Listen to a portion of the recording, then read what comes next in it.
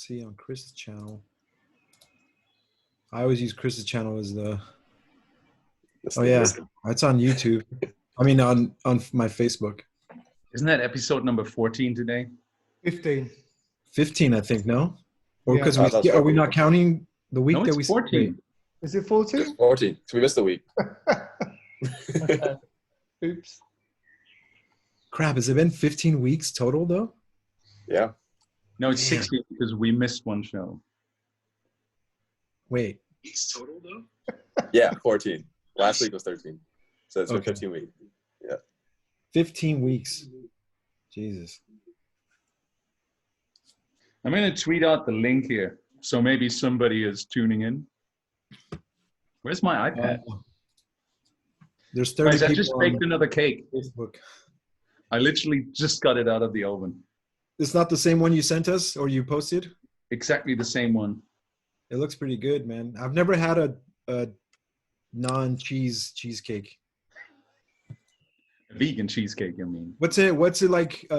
What's the substitution? It's kind of the same stuff. It's just soy-based and oat-based, like vegan cream cheese and soy-based yogurt.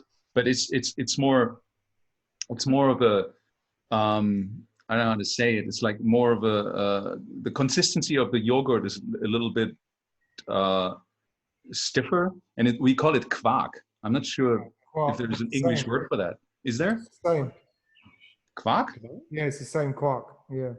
Quark. I don't even know what Learn that word something means. new. What does that word mean? It doesn't really mean anything. Well, we use it in German to say to tell someone that it's that what he's talking about is nonsense. Quark. How is it spelled? Q-U-W-A-R-K. Quark. Yeah.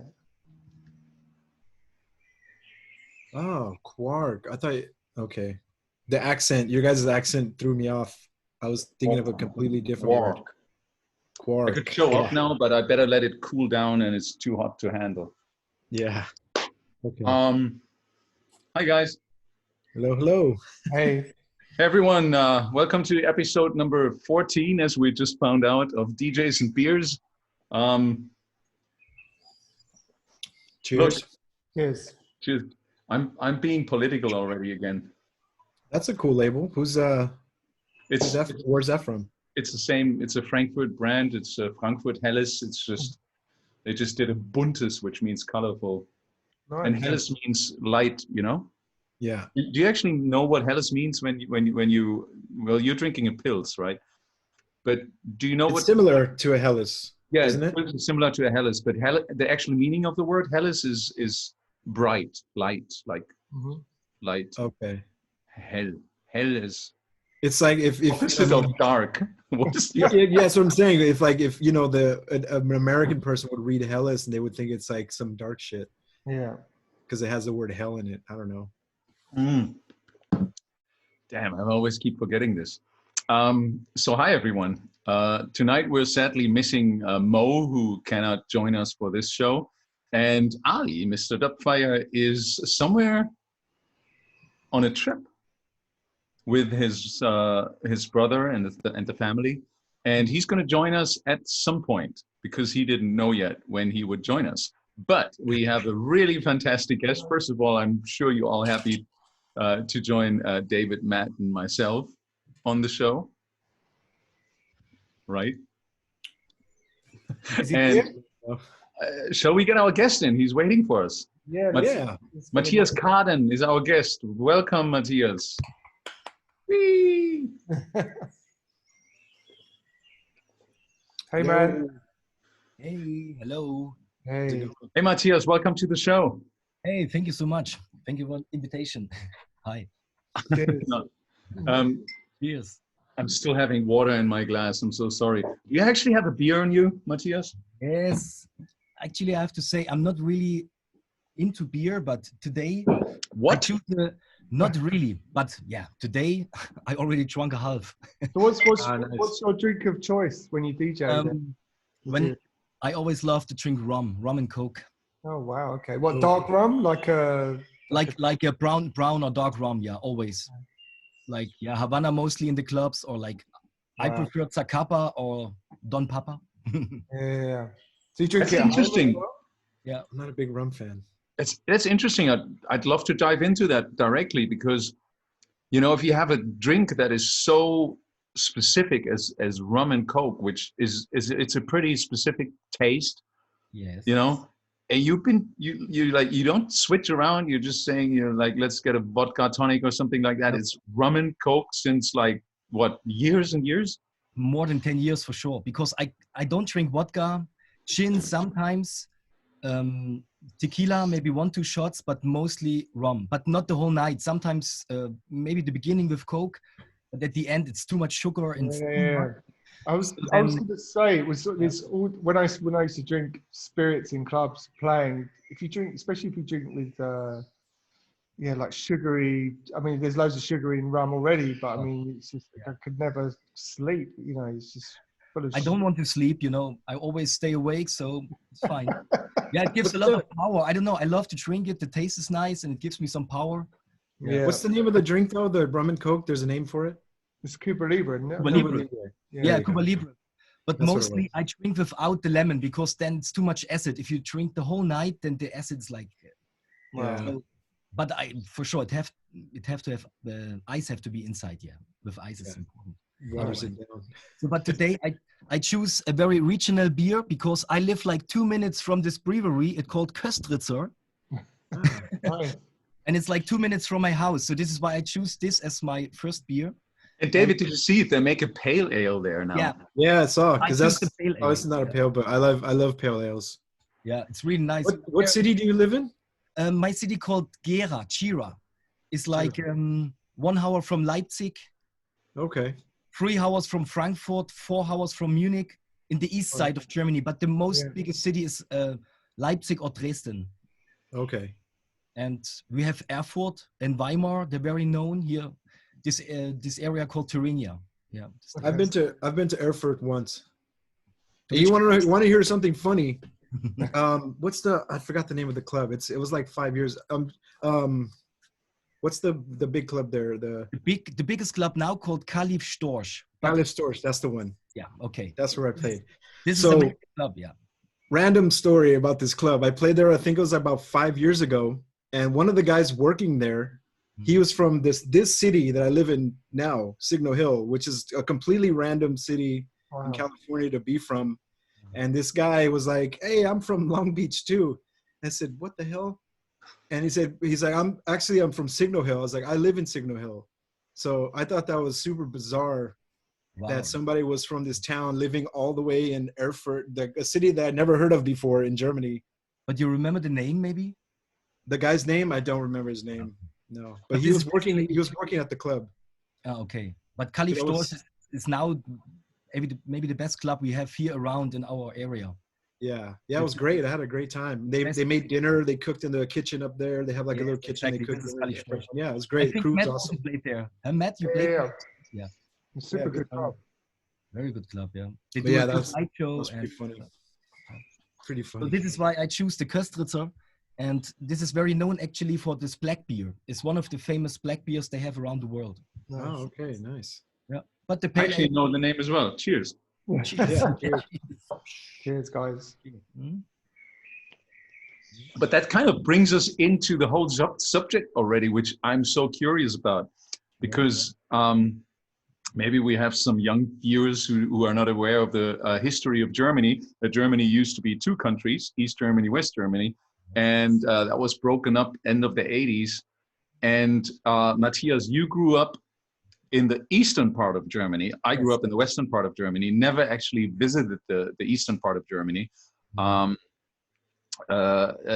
And I'm super curious because not only are you having the perspective of the eastern part of Germany, you're also basically, you've never really moved to a big city.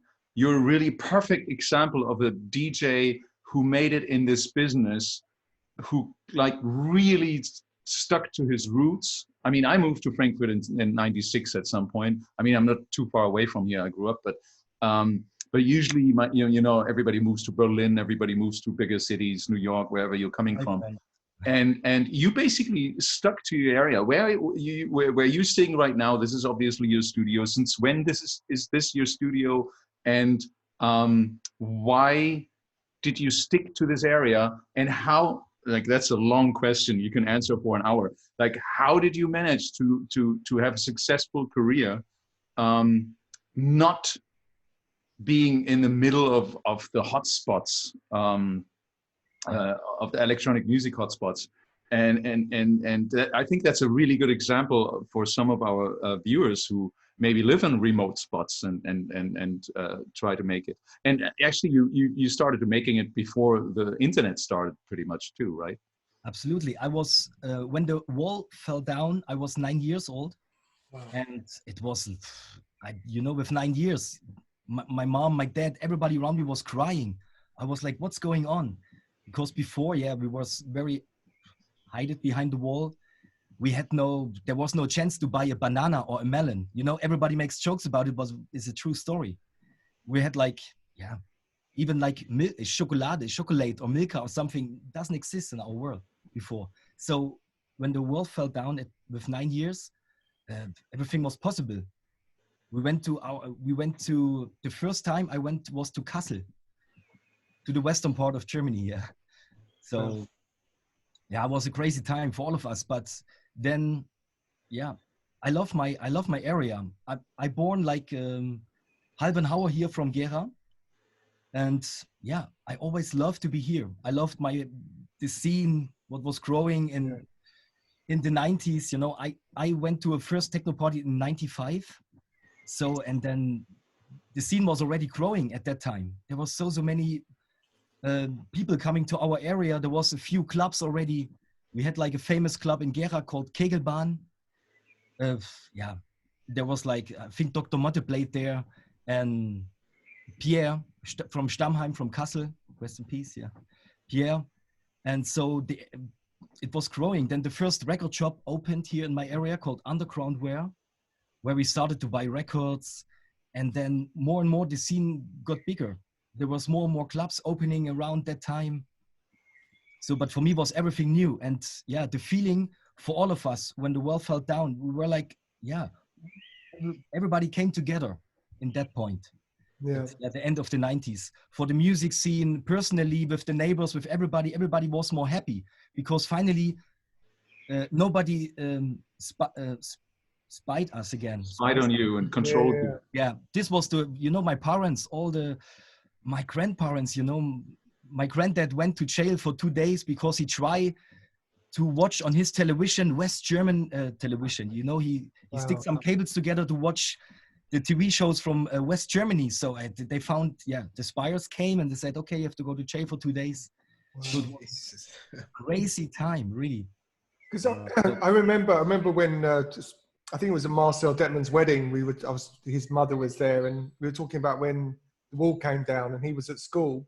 And he said he went back to school the day after the wall came down. And he was the only kid in his class that was there.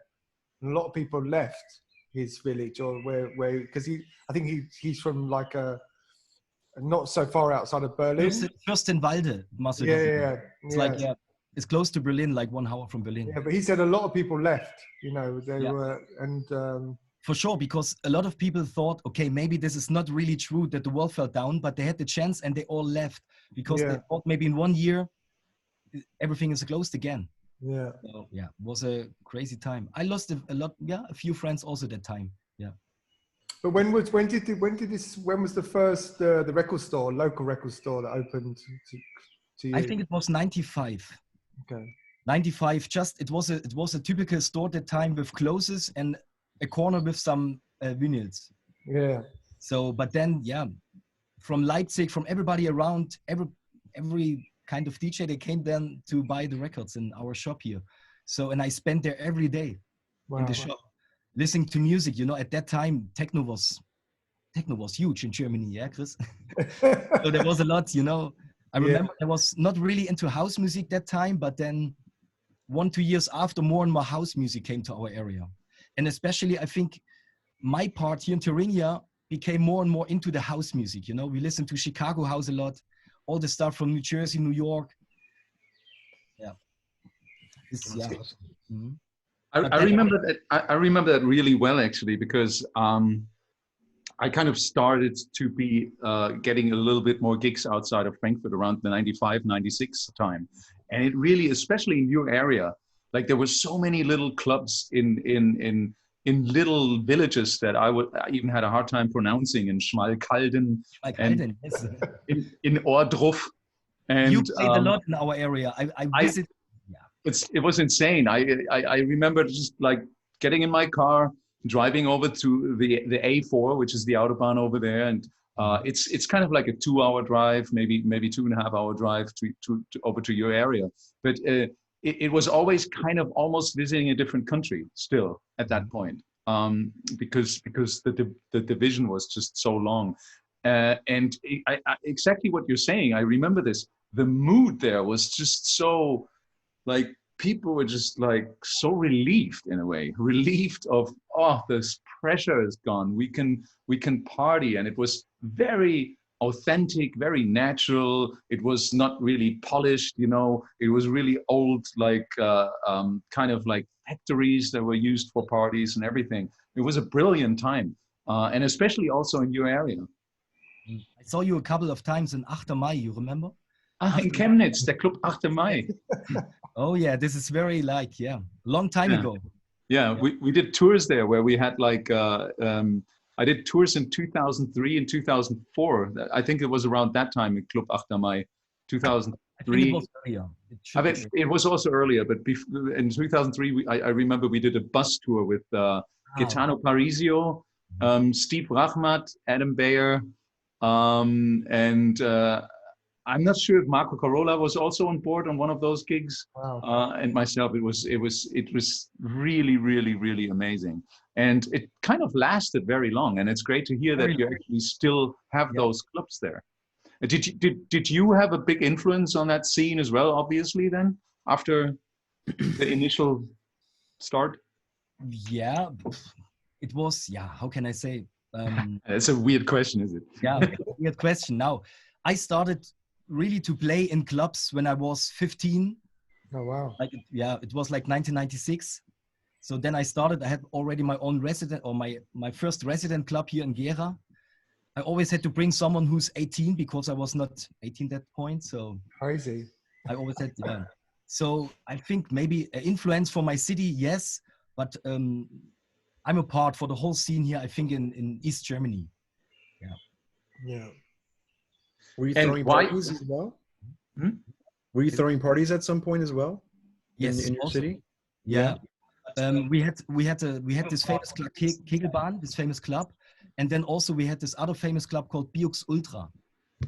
That time Steve Buck was a resident. He came here, and I think since 1997, Steve Buck was like every year 2-3 times in our area. Oh, okay. So, and then we had Biux Ultra. And we had also Casablanca in Jena, very known club very known, where the Vainomi brothers, Robak Frume and Monkey Mafia come from. Then, and for sure, our club Muna. This is Muna started in 1994, and I went there the first time in 1996, and this was wow, because Muna was something different to all of them. A lot of DJs from Berlin came, like DJ Rock. Tanit was playing there. We had Claude Young. DJ Hell was there. And then Cora S. Ellen Alien, Paul Kalkbrenner. So this was this. Yeah. Chris was never there. Chris. Yeah. Okay. But it's kind of a small club. It's like for 600 people. And it's very outside. The club is in the middle of the forest. So the people have to drive a car to arrive there. There's no other traffic transportation or so. Yeah. And this club influences me a lot, actually. Is that club still around? Yes, the club is still existing, and we are now 26 years old. Yeah, wow. 26, yeah. And I'm a resident since 1998, so long time. And since a few years, our main DJ Hörste, he left because he moved to another city. So, and me and like 2-3 other friends from Muna, now we are programming and doing all the stuff for the club. Yeah, And, but we open only once a month. and you still have plans to open in September? Yeah, actually no, but yes, we are allowed for the 300 people, but only outside. Okay. Inside the club, there's so many things. Now they ask us to build another entry in the club. Wow. And Okay. we don't know where. You know, we have like one door. It's already huge. You know, a fire door. Is it like an old building, or is it like a?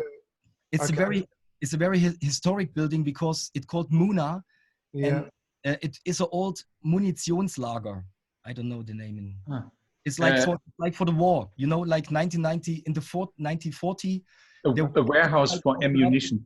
Oh wow. Okay. All the missiles was there inside. All the missiles and stuff. Yeah, it's a very historic building. Yeah. Yeah. Then they shut down the doors. I think we opened 94, and 20 or 30 years was nothing inside before. But there's with the current situation, there's no. I mean, I know this. It's different state by state. Of course, in Germany, but the law, you can actually reopen in September, but maybe outdoor. Or how are you going to do parties or? We don't know yet because our team is not sure about, because it's still, we are allowed maybe to do a party with 300 people, but outside. Right. We have a big area. Muna is not only the club, the house. We have a big garden.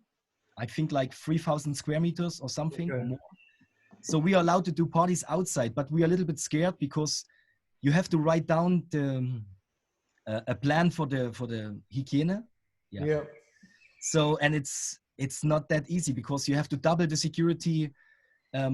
Police will come for sure to look around if the people are together or not. And still we are in like, it's Corona still existing here around. Yeah. And if something will happen, even if they test 1 or 2 person positive at Corona and they say they went to the Muna Club, so we can close for the next month for sure. This is why we take a little bit patient and wait a little bit more. Yeah. Because it's too risky. But there's other clubs like Distillery, a very known club close by. I have my first gig this Sunday.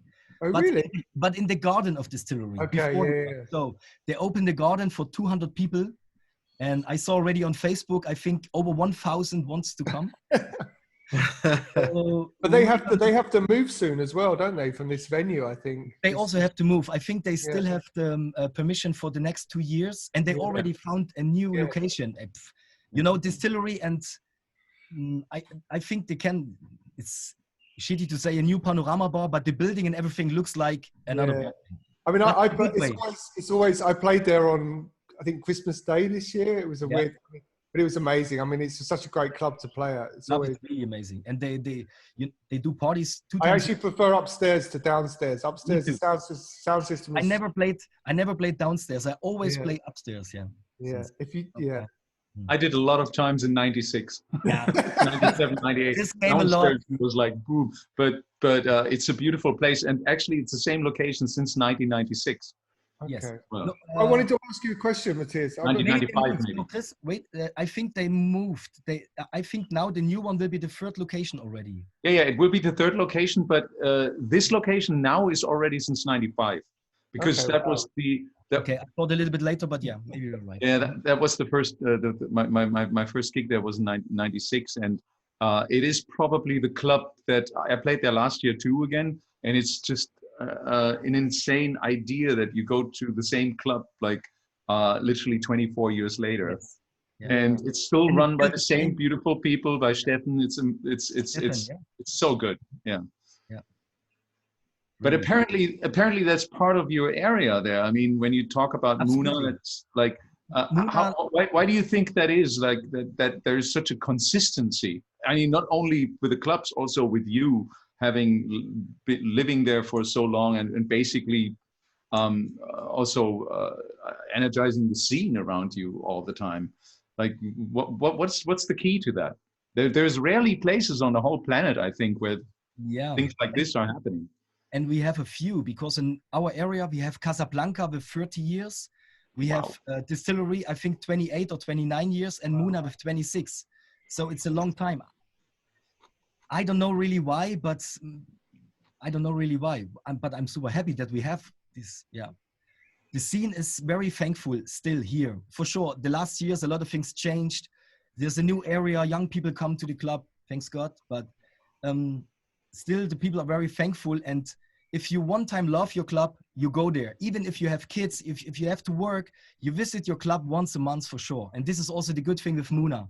Yeah. Like every year we have on 25 of December, our Christmas celebration at Muna. And sometimes, yeah, the club is so full that we have to say we can't let nobody in anymore because all the old people, all the people who started in 94, 95 in Club Muna, they're still visiting us, yeah, and dancing. And sometimes they're coming with children. They're already 18 or 20 years. Wow. Yeah. And this is the good thing. And this is why I want to come back, why I still live in this area. I feel very warm here, still welcome. The scene is not moving so much or growing. Mhm. It's always a little, how can I say, stable. Yeah. Yeah. But still, it sounds like it's very local then. It's very local. Yeah. Yeah, actually, yes. You see sometimes just a few new people inside. In Leipzig Distillery, you have a lot of new people because the area is huge and the club is the most known. But especially for Muna or for Casablanca, you have always kind of the same people, yeah. Is Leipzig the city that has like the 24-hour like license where any club can stay open? Yeah. Or am I thinking in the wrong city? Or is that everywhere in Germany? I think not anymore. Germany had it, I think, until 2006-7 with Muna, we also had the permission to do 24 hours. Okay. I mean, I played at the party, the one I did for Leipzig Distillery on the 25th on Christmas Day. That was a 36-hour party. That was just like non-stop. Yes. Yeah, it's true. Yeah, it's Distillery. Yes, they do the 36. Yeah, it's true. Yeah. But I think they also, I don't know if they go on. Exactly. Yeah. Yeah. But before, the years before, it was allowed to do this every weekend, but this also stops because Distillery, this is the reason why they have to move, because there's so many neighbors now around. They're building new houses around. And so, yeah, they decided to move because always there was some stress. Yeah. Are kids, I mean, I wanted to ask you, like in your area, are kids doing illegal parties during this COVID-19? I mean, while everything's on lockdown, I mean, it's happening here a lot in... Yeah, I hear that. No, not really, no. There's some smaller groups, like 20, 30 people under a bridge, but not really. It happens maybe 1 or 2 times. Yeah, yeah, no. They all have the patience. We all wait because we know, we hope that our clubs get open again. Yeah, because I mean, where you are as well, I mean, during the summer, there's a lot of open airs, there's a lot of outdoor parties. And I always think that this is one of the great things about German club culture is that there's a lot of outdoor parties. Now, we have a lot. This Sunday was supposed to be the Fink Festival. You know, the big Fink Festival. And this is also the, Distillery and Fink, they're together. So that's why me and Danny Stefanik play back-to-back the whole day on Sunday for Fink and for the opening of Distillery. Yeah. Okay. I'm a bit nervous because the first gig I think my last gig was on 7th of March. Wow. A long time. Yeah. We all in the same boat. Yeah. Are they going to allow dancing? Is that still a thing? Like they don't allow dancing? I talked with Mark, the booker, yesterday, and he's like, okay, we have space for 170, 180 people. But there is like our DJ booth is on a little bit, how can I explain this? The DJ booth is a little bit up, and behind the DJ booth is a big field. They want to build some houses soon in the next months or years, but the field is free. So they await like 500 people or more dancing on the field behind us. Okay. I hope with some distance. I really hope, but yeah. Okay. Do you have any cases in your area? What, Kay? You have any virus infection cases in your area known, or is it? We have a few. I think in my city, Gera was like 15. It's very less, but we have it. Yeah. I know from my grandma's friend. She died, so we know a few people who died already for COVID. But in my area, close by, family and everything, thanks God, nothing yet. But mostly the people here take care about this. Yeah. Use the mask. We think it's okay. You have to do it. Otherwise, we never lose this shit virus. Sorry for that. Yeah. No, you're right. You're right. Okay. We can only always like point towards this to all our viewers, like wear your mask. It's such an Absolutely. essential thing. Right Thanks for this. I saw that you guys are really into this.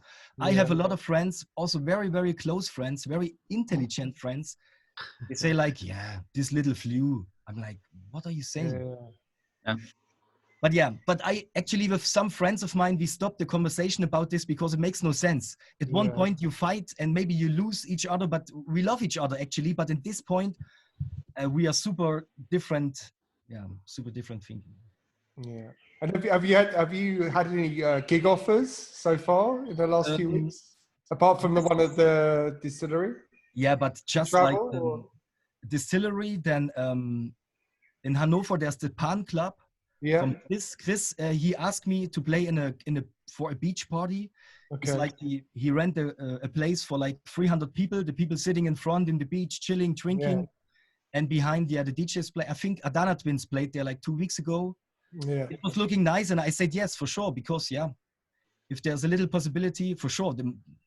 Don't think about any fee, but just because I missed it a lot because it is my life since more than 20 years. It's not only that I lost my job, I lost even very big part of my life. Yeah. You know, I for sure now I have a big time with my son. He's 6 years old.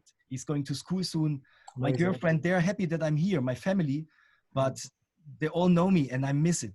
On Friday, I'm like, I'm used to it. You know, we are used to travel. We are used to. And even, you know, even if some DJ colleagues of us saying, oh, finally I have time for studio, I have time for visiting my friends. Even if I travel the weekend and I'm staying awake for 10 days, after this, I find my time to produce or to see my friends. You know, it's like, Don't you at least like the constant normal schedule at least? You know, like you can go to sleep every day at the same time. If you have a son at home, if you have a little son at home. Oh, that's true. You got a kid. Sure. And I have to wake up every morning now at 7:30 or 8 o'clock or 8:15. I always skip because Matteo, my little son, he loves to sleep. So, but I have to bring him to the kindergarten always latest at 9. So then after I go to my studio and I answer emails, but this time, no, maybe there's one email who comes in every day. So, So, but I share my studio with another DJ called Marek Hemman. Maybe, Chris knows for sure, maybe. So, and we are like here together sharing some music. He's totally into new stuff. Oh, look, this plug-in and this new instrument. So and then always at 3, I leave my studio and picking up Matteo and then playing in the garden, doing some stuff, playing fabulous Lego. But you, talking about that music, like you and Marek have done a lot of releases together. You've been producing for quite a while now, right? We met each other in 2001, and Marek was a very famous techno producer with a different name, and he played all this local underground techno stuff. When I told him before that I have a chat tonight with you and the guys, he was like, "Wow, what is Chris doing?" And so like, he was the guy who always went to the parties where you played because he was totally into techno. Yeah. So, and then we met 2001 and I asked him, because since that time I was only the DJ, you know, I was DJing for 5-6 years. I was not thinking about producing because the DJing was everything for me. So, and then I met Marek and he had this Uno 106. He had so many machines. He had I don't know, everything that time. So, and I asked him, maybe we can do some music together. And then, we started. And Marek started the beat with 133. And I said, oh no, please, we have to slow down. So we did our first track, I think 126. And this was already fast for me because that time I played a lot of house music. So, and then the first track we did, we sent it to Freude am Tanzen. You know, we sent it to Robak Frumme, Gabor. We knew him that time already. I said, Gabor, we did some music together. You want to listen? And we went to the Casablanca. At the time, Robak had his studio downstairs in the basement. And he listened to it and he was like, and then at one point he said, okay, let's do it. And we were like super happy, the first release, Amazing. So then, Somebody's knocking on the door. Oh, Hello, Ali. everyone. Hey guys, how are you? Hey Ali, hello. Good to see you. Hey, my old friend, how are you? Hi. Nice to see you. Nice to see you. Hello. Cool. I'm just. Is that a lollipop in your hand? It's a lollipop. Yeah, I'm here at a nearby beach in. It's called Rehoboth Beach in Delaware. It's like a 2.5-hour drive from DC. And I'm here with my niece and nephew, and a few other family members, and it's like it's a lollipop party. I feel like Paco Asuna. Yeah, Paco, what's up? You are feeling like Paco. Yeah. How are you, Matthias? Yeah, very good.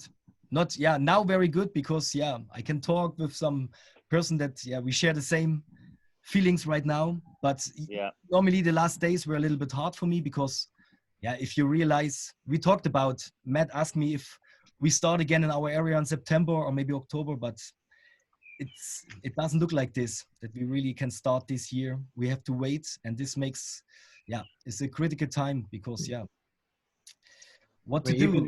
Find a new job. I don't want to go back or to find a new job, This is our life. We love the music. How many of us have had that nightmare? Waking up in a cold sweat, thinking about getting a normal job again. But Matthias, I think. Go ahead. Sorry. Oh, Matthias, that's the reason why we meet here every week, so we can look at each other's faces and still know, like, we're still here. We still have a purpose, somewhat. Only drinking beer. Drinking beer and just shooting shit. Yeah, that's it. But it's like I was gonna say, like, Movement in Detroit literally just announced, like, I don't know, half an hour ago that they're canceling their festival until next year. What does it mean? Like, till what next year? You mean? Like May 2021. But I mean, they canceled May 2021? No, they're canceling it because it was going to happen in September.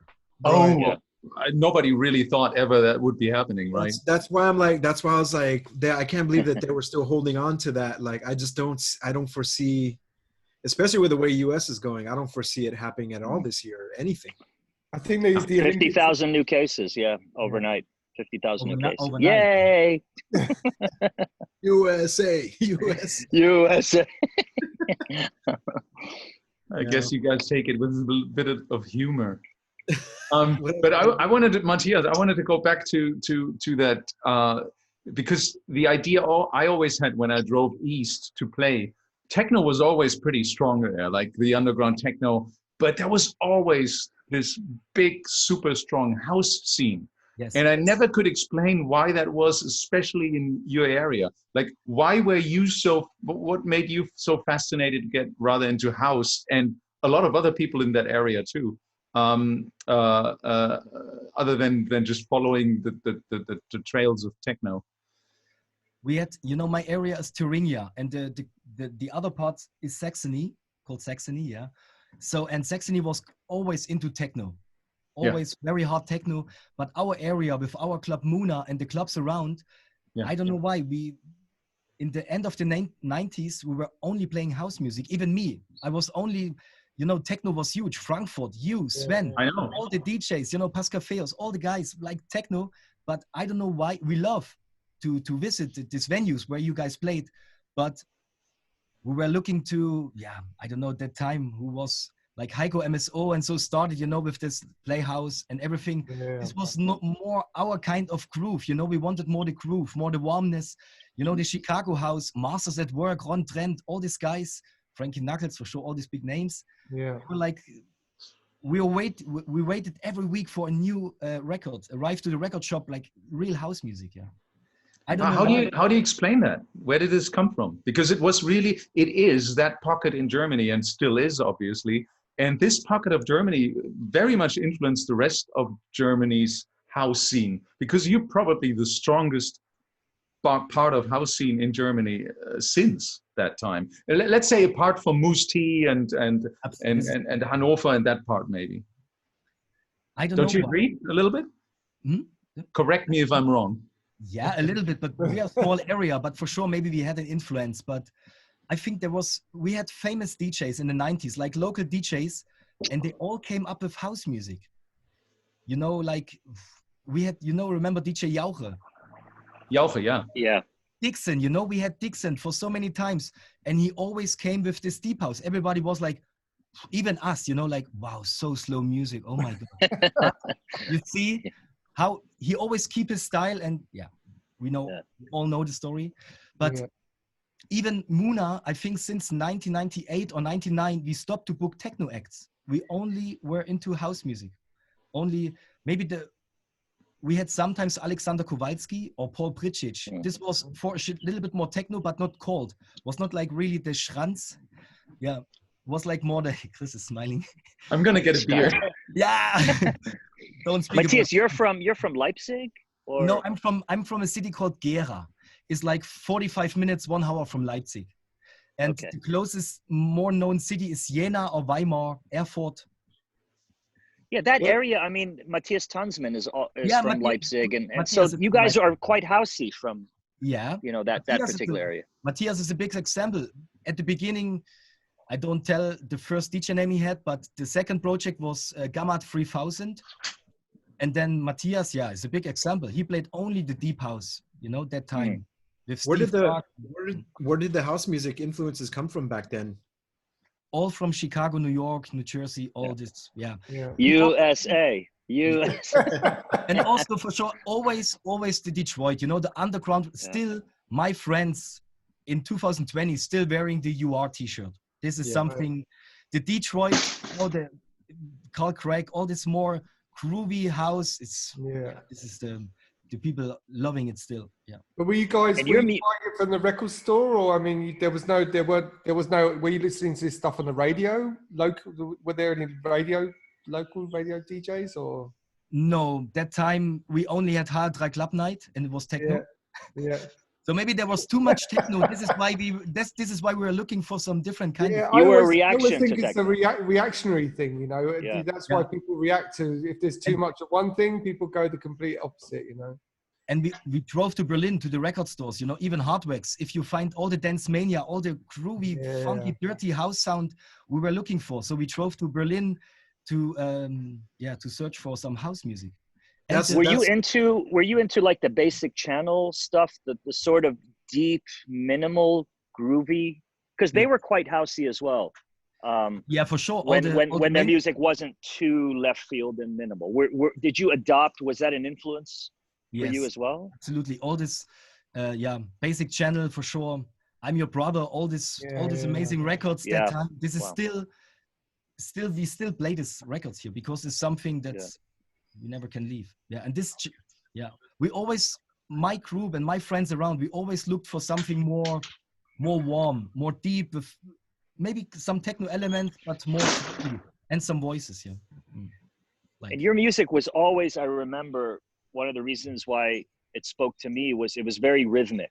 You had a great understanding of rhythm, percussion, and that was like a big, when you sat down to produce, or even the music that you would seek out to play, was that something that was always calling to you as well? Was that like, you know, the foundation of your groove, rhythm and percussion? Yeah, absolutely. I love the rhythm. That time in like end of the 90s or 2000, I played a lot of like only groovy rhythm stuff. This is why I played more in South America than in Germany. Still.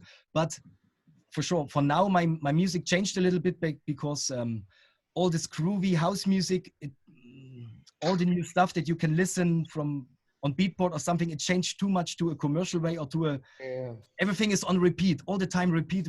This is why I also, since 3-4 years, I changed my style a little bit, coming back more to my roots, because all this house music and all the tech house stuff, it changed so much, all the time the same vocals. And you know, you can hear that all the producers, they're all good, but they're working only with the sample thing and everything comes together, like the frequencies are like, so this is why I stopped a little bit with all this groovy stuff. But still, I'm searching for records like this, but my DJ sets nowadays, they're a little bit more techno now. Finally, I come more to the techno. Yeah, Chris is like, we got it. No, Yeah, but rhythmic was always, you know, in the beginning, like 2002, 3, when Luciano, Ricardo, all these guys came up, they were super famous, and they came with this Latino rhythm, and this was my heaven, you know. After all the house music came more this Latino, and that time it was really like, wow, it gave the feeling. All the women came in front, you know, like it was like a mixed dance floor, because techno, there you see the first 20 rows of men's like, okay, it's nice, but like the mix. A lot of places it's still that way, you know. It's still like that in many places around the world. And I think this was also, I think Luciano, all this Chileno, when they came to here to Germany to bring all this vibe, it affected me and my group a lot. Yeah, for all this music. And this is why then I started to use more percussion, and I played very rhythmic. Yeah. And do you remember your first trip to America? And did you make a pilgrimage to those places that you drew inspiration from? Chicago, Detroit, New York? The first gig I remember, it was, I think, 2007, and I played Resolute for Nectarius. Maybe that knows. So I went inside the deep scene already. I came and I went inside the deep scene of New York with Nectarius. That started at like 6 a.m. or something like that, right? No, that time, yeah, it was 6 a.m. already. Yeah.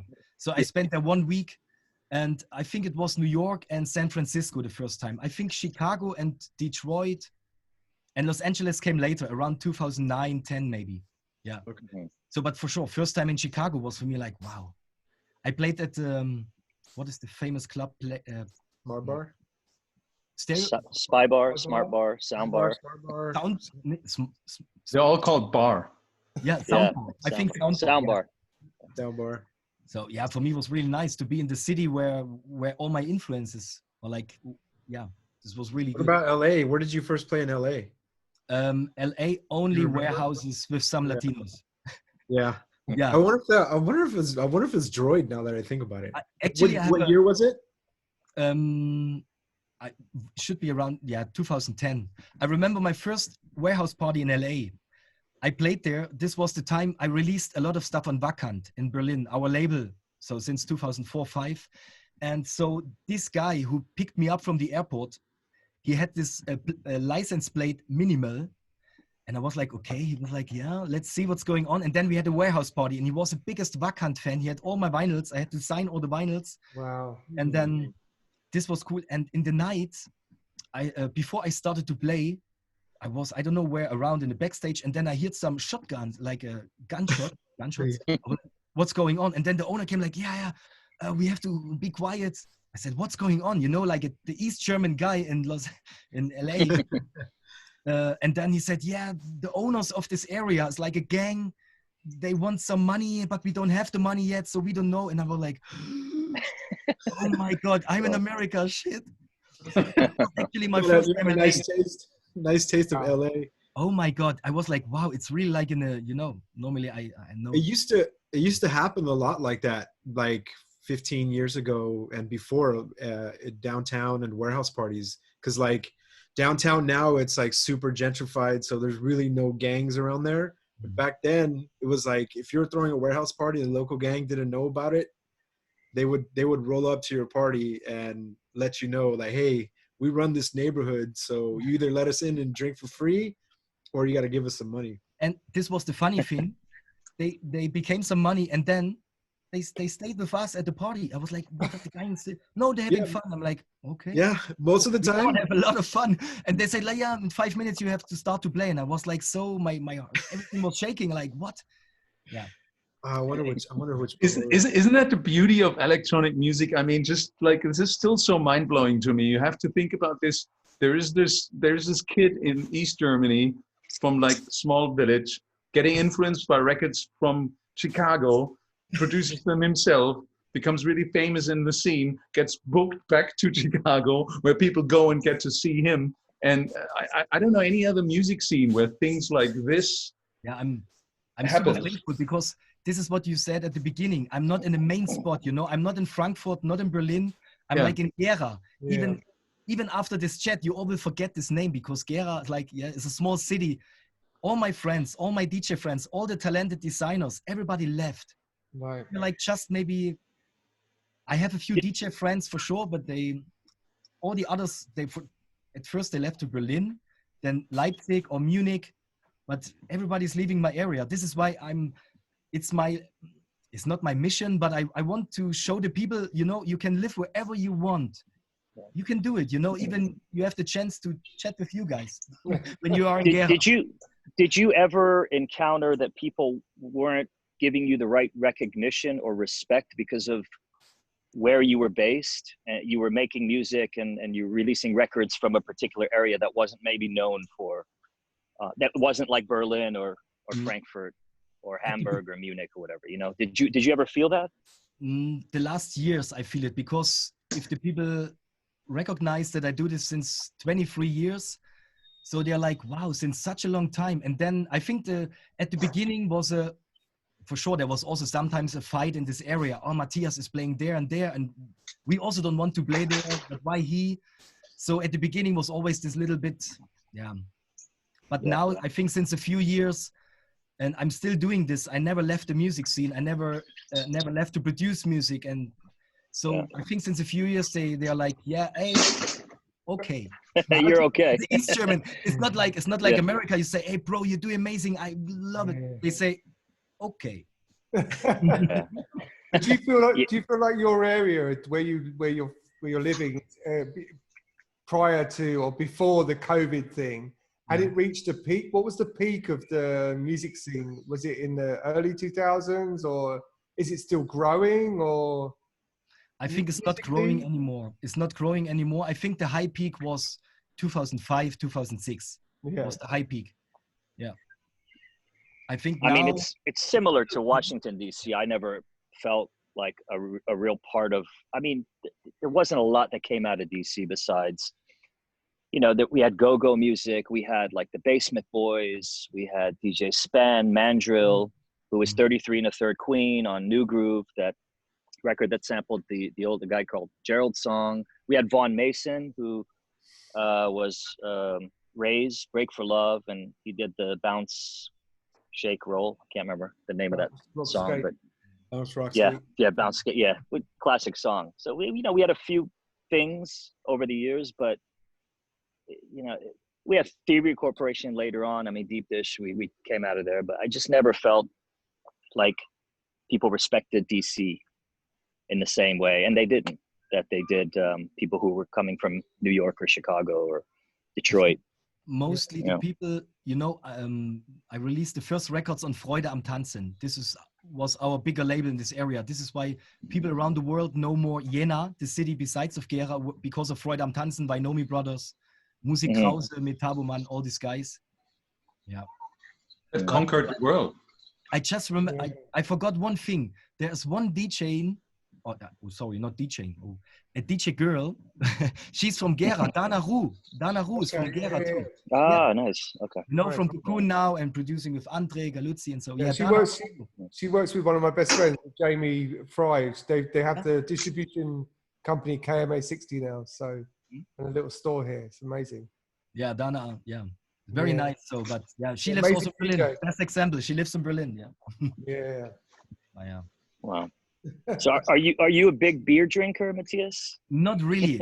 I say that also at the beginning. I'm not really I love beer, you know. If I'm with friends around and they have beer, for sure I drink beer, but I choose a original one. Is like I said already that this brewery is like 2 minutes from my home, and I choose a pale ale today. Yeah.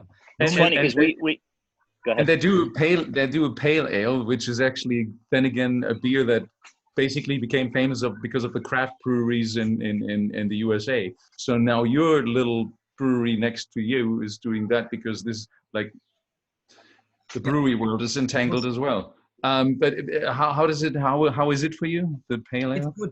It's a little bit more. What is it? A bit bitter. A little bit bitter, but I already have the next one. Is Astra. Nice. Wow, for a non-beer drinker, you're prepared. It's always funny. It's always funny when we ask 7 beers. Okay, yeah. It's always funny when we ask certain DJs to be on the show, and they feel like they have to. They're like, well, you know, I'm not really a beer drinker or whatever. I'm like, yeah, it's okay. You can choose. You know, I didn't know Danny drunk. Whatever. Huh? I didn't know Danny was drinking. Teneglio, yeah, that was really funny because I've never seen Danny with a beer except for on our show. So but this one is actually very strong. It has 7%. That's not very strong. It is for beer. For beer. For a pale ale, that's pretty strong, actually. Yeah, well, it tastes good. Mm-hmm.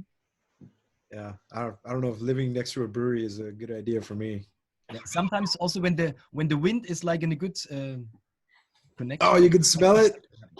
Oh, that's the most amazing. I love the smell of like hops and the boiling mash. Man, it's an amazing smell. And it's almost like baked bread and like herbs. Yeah. It's crazy. It's so good. That's exactly what it's like for me when I'm visiting sake breweries in Japan. It's like once you step into one, you're like, wow, yeah, you're literally inside the bottle of sake and it's taking it all in. Wow. This I love to drink sake. Yes, I have to say a lot. Yeah. When I went to Japan, I had the time. I went to Japan like at least 3 times a year. This was the time with with our label Wakant. They were totally into this minimal techno. So and I drank a lot of sake. Mm-hmm. And it didn't end well for you, huh? After that. No, it ends perfectly because next day you don't have to speak head and sake is very good. Yeah, I know. Yeah, I always tell people like if you stick to sake, you'll be fine the next day. But a lot of people make the mistake of like they're drinking it thinking they're gonna get like smashed, right? And they don't. So then we'll go to the club or somewhere else, and they'll start ordering like shots of tequila or start sipping whiskey or whatever, and then all the sake that they were drinking throughout dinner or whatever starts to collide with all the shots and everything else, and then they have the mother of all hangovers the next day. And I never do that. It creeps up on you. Mm-hmm. It really creeps up on you. That's the problem. Yeah. It's a creeper. I remember once, Ali, I played at the Stereo Bar in Montreal, and you played in the nights in the big room inside. That's right. Yeah. And I came there, and in one point the bar was closed, and like, okay, what's going on? And you had this this special bottle, I don't know, the Tupperware with full of sake. It was like a 1 liter empty plastic bottle completely full of sake that I hid under where the records are usually held in a DJ booth, and I'm like, don't worry, I got you. I remember that night. After a certain time, they're not allowed to sell. I mean, I think that's their rules. Like, in order for them to be an after-hours club, it's like no alcohol. Yeah. True. And that night, they can sell a Stereo Bar, but the big area, they're not able to sell any alcohol. Yeah. And that night, you showed me the amazing earbuds. You remember? It was a project. The earbuds. You gave me some earplugs, and you had on your telephone the Bluetooth, and I was able with the earplugs to put the volume up and down, the mids, the high, the bass, and I was in the club like, oh my god, technology future. But I know how it ended up, but it was very interesting that time. Yeah, I think that company, it was a great idea, but I think it went out of business. I guess it's no different than like the AirPods now, where you can control the transparency But it was like 6-7 years ago, and it was a good idea at that time, Very good idea. To control the volume and at least the bass, like the monitors. And super. Yeah. Which ones are those? What company was that? I can't remember. I think I remember hearing about them. You can earbuds. Ear pod? No, buds. No. But my friend Rishi knows. Rishi's listening. He can let us know. Rishi. He gave me 2 of this, but Yeah. Rishi, let us know. I just bought these. Watching. Yeah. I saw like a Facebook ad pop up in my feed, and it was this company Flare Audio. You heard of them? They do like earplugs, headphones, whatever. But it's so stupid. I just want to try it out. They have these little earbuds that you put in that cut out resonant frequencies.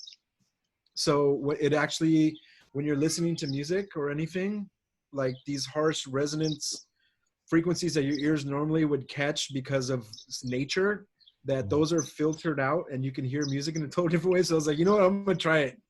So they'll be here in a couple of weeks. So I'm really I'm curious to hear how those. Yeah. Please report. Tell us on the show. Yeah. It might be all bullshit. I don't know, but some lady. There was this lady. She's like a classical I think a classical pianist or artist or something. She talked about how she has tinnitus and that even helped fix her tinnitus. So I was like, okay, I might have to try that out because I have tinnitus. So. My tinnitus gets worse when I'm like the more drunk I get, I find. Really? Or the more tired I get. Yeah. Like if there's lack of sleep and a hangover, or if I'm drunk or whatever, it's amplified. I never paid attention. The thing is, Have you guys' ears gotten better over the time now? Yeah, With a break? What's that? Well, Have we you know guys' yours ears hasn't. gotten better with a break? Maybe What? I mean, I don't What? know. Yeah. Huh? This is the guy who's doing the weekly 8+ hour sets in his headphones asking us this Yeah. question. What? Wow. Respect for this one. Yes, respect. Yeah. 8 hours on the headphone, never. Even not 1 hour, I wouldn't. No, Maybe we always say match depending the on the machine. headphone. Maybe Chris is. It depends on the headphones, dude, Maybe yes. and the volume of the headphones. You have to be disciplined. But no one is feeling like a relief of the ears here after, like, let's say, For sure. 4 or 5 months of not hanging in a club. Yeah, for sure. Yeah. Yeah. Be a good I mean, time to get your ears tested, I guess. Maybe. Can your ears like, do they repair themselves after not I don't think so. being exposed so long? Not really, right? Oh, not really, no. They just degrade. The cells don't regenerate, I believe. Once you lose them, you lose them. The little Yeah. silica. I think what we are they need to called? get an ear doctor on the show. That would be great, actually. Yeah, let's find out. My ear doctor asked me, hey, Matthias, think about maybe you can study and you can take over my business here. Because I went there like 2 months ago to the ear doctor for just a normal, and he said, hey, okay, so your business is gone. I was like, no, it's not gone. But yeah, he was like, hey. It's taking a break. Yeah, maybe you can study because, I it's a long story, but I maybe study and then you can take over my business here. I was like, Somebody's just saying beer doctor in the chats. Dear doctor. Guys, unfortunately, I've got to run now. I'm sorry about that. But the family awaits. Matthias, it was nice to catch up briefly. Yeah. I got to go to the beach. Enjoy Socially and social distance and wear a mask, which is bizarre, but maybe I'll send you guys a photo from there. I think you'll be fine on the beach with the mask. Yeah. Ali, stay safe guys. out there. Yeah. Just quickly, like, are people wearing masks around you there? Yeah, the majority are. Some aren't. I mean, that's a whole. We could talk about that for an hour. There's people that just don't believe the science. Yeah. They believe in the conspiracy theories. They're under a lot of different kinds of pressures, and they're succumbing to the pressures and kind of following the wrong science or advice, and believing certain untruths, and really focused on the untruths, and try to push that narrative onto people who really do follow the science and understand how effective mask wearing is. So I don't know. It depends on the individual. I think everybody needs to. We all obviously have to, believe in this collective purpose of wearing the masks. I think this is why you're seeing the crazy case numbers in America. Is everybody? Are the beaches open? The beaches here are open. Also throughout July 4th now, then? Yeah, I mean, there's a lot of beaches. There's beaches in Florida and California that are closed.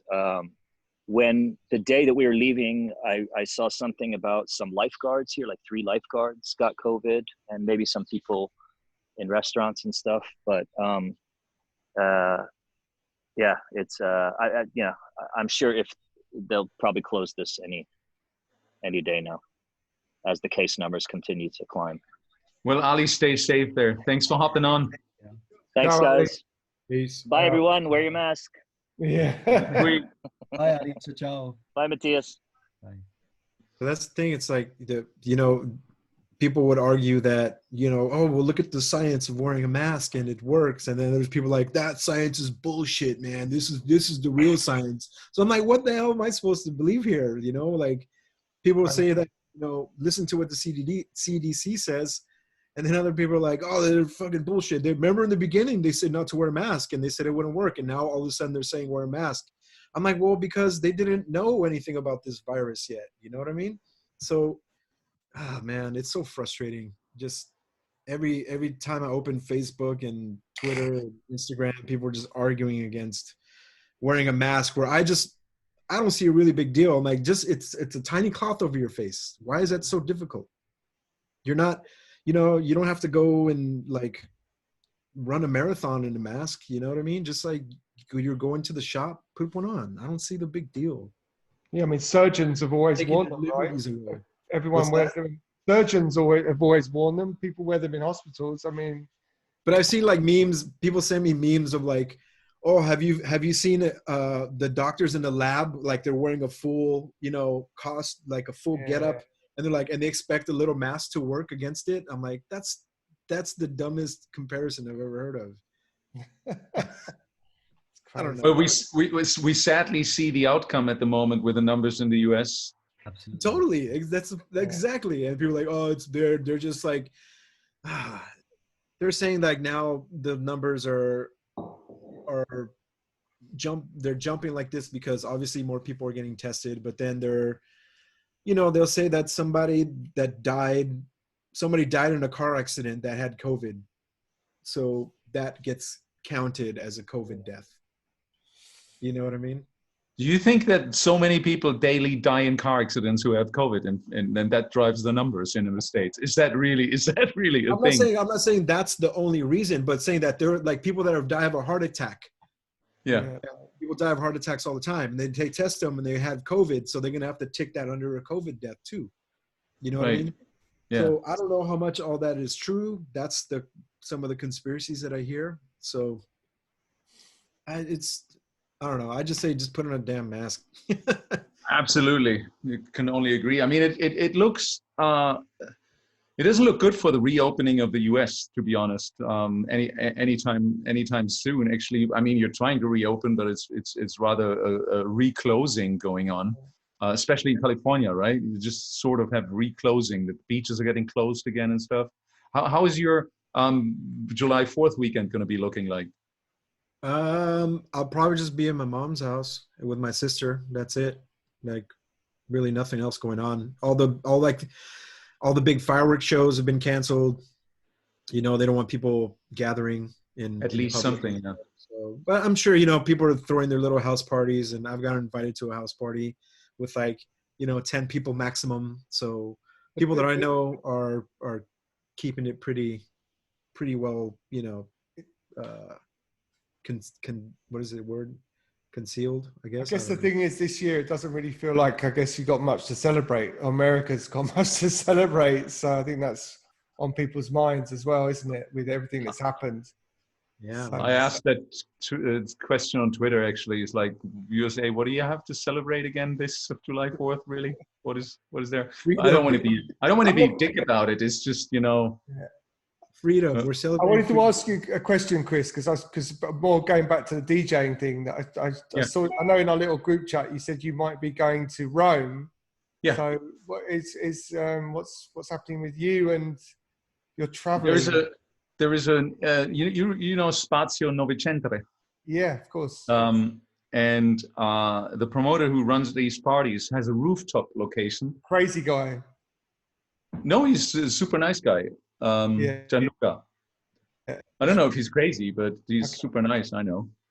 I mean, he's a super trustworthy, very good promoter. Okay. And that's kind of my main thing. I want to really trust the promoter, know the promoter. Gianluca, I know for many, many years. And his parties are always safe, always good. And it's apparently an a rooftop open air party with like a limited capacity, obviously 300 people. On the building of this. On top of the building. Oh wow, okay.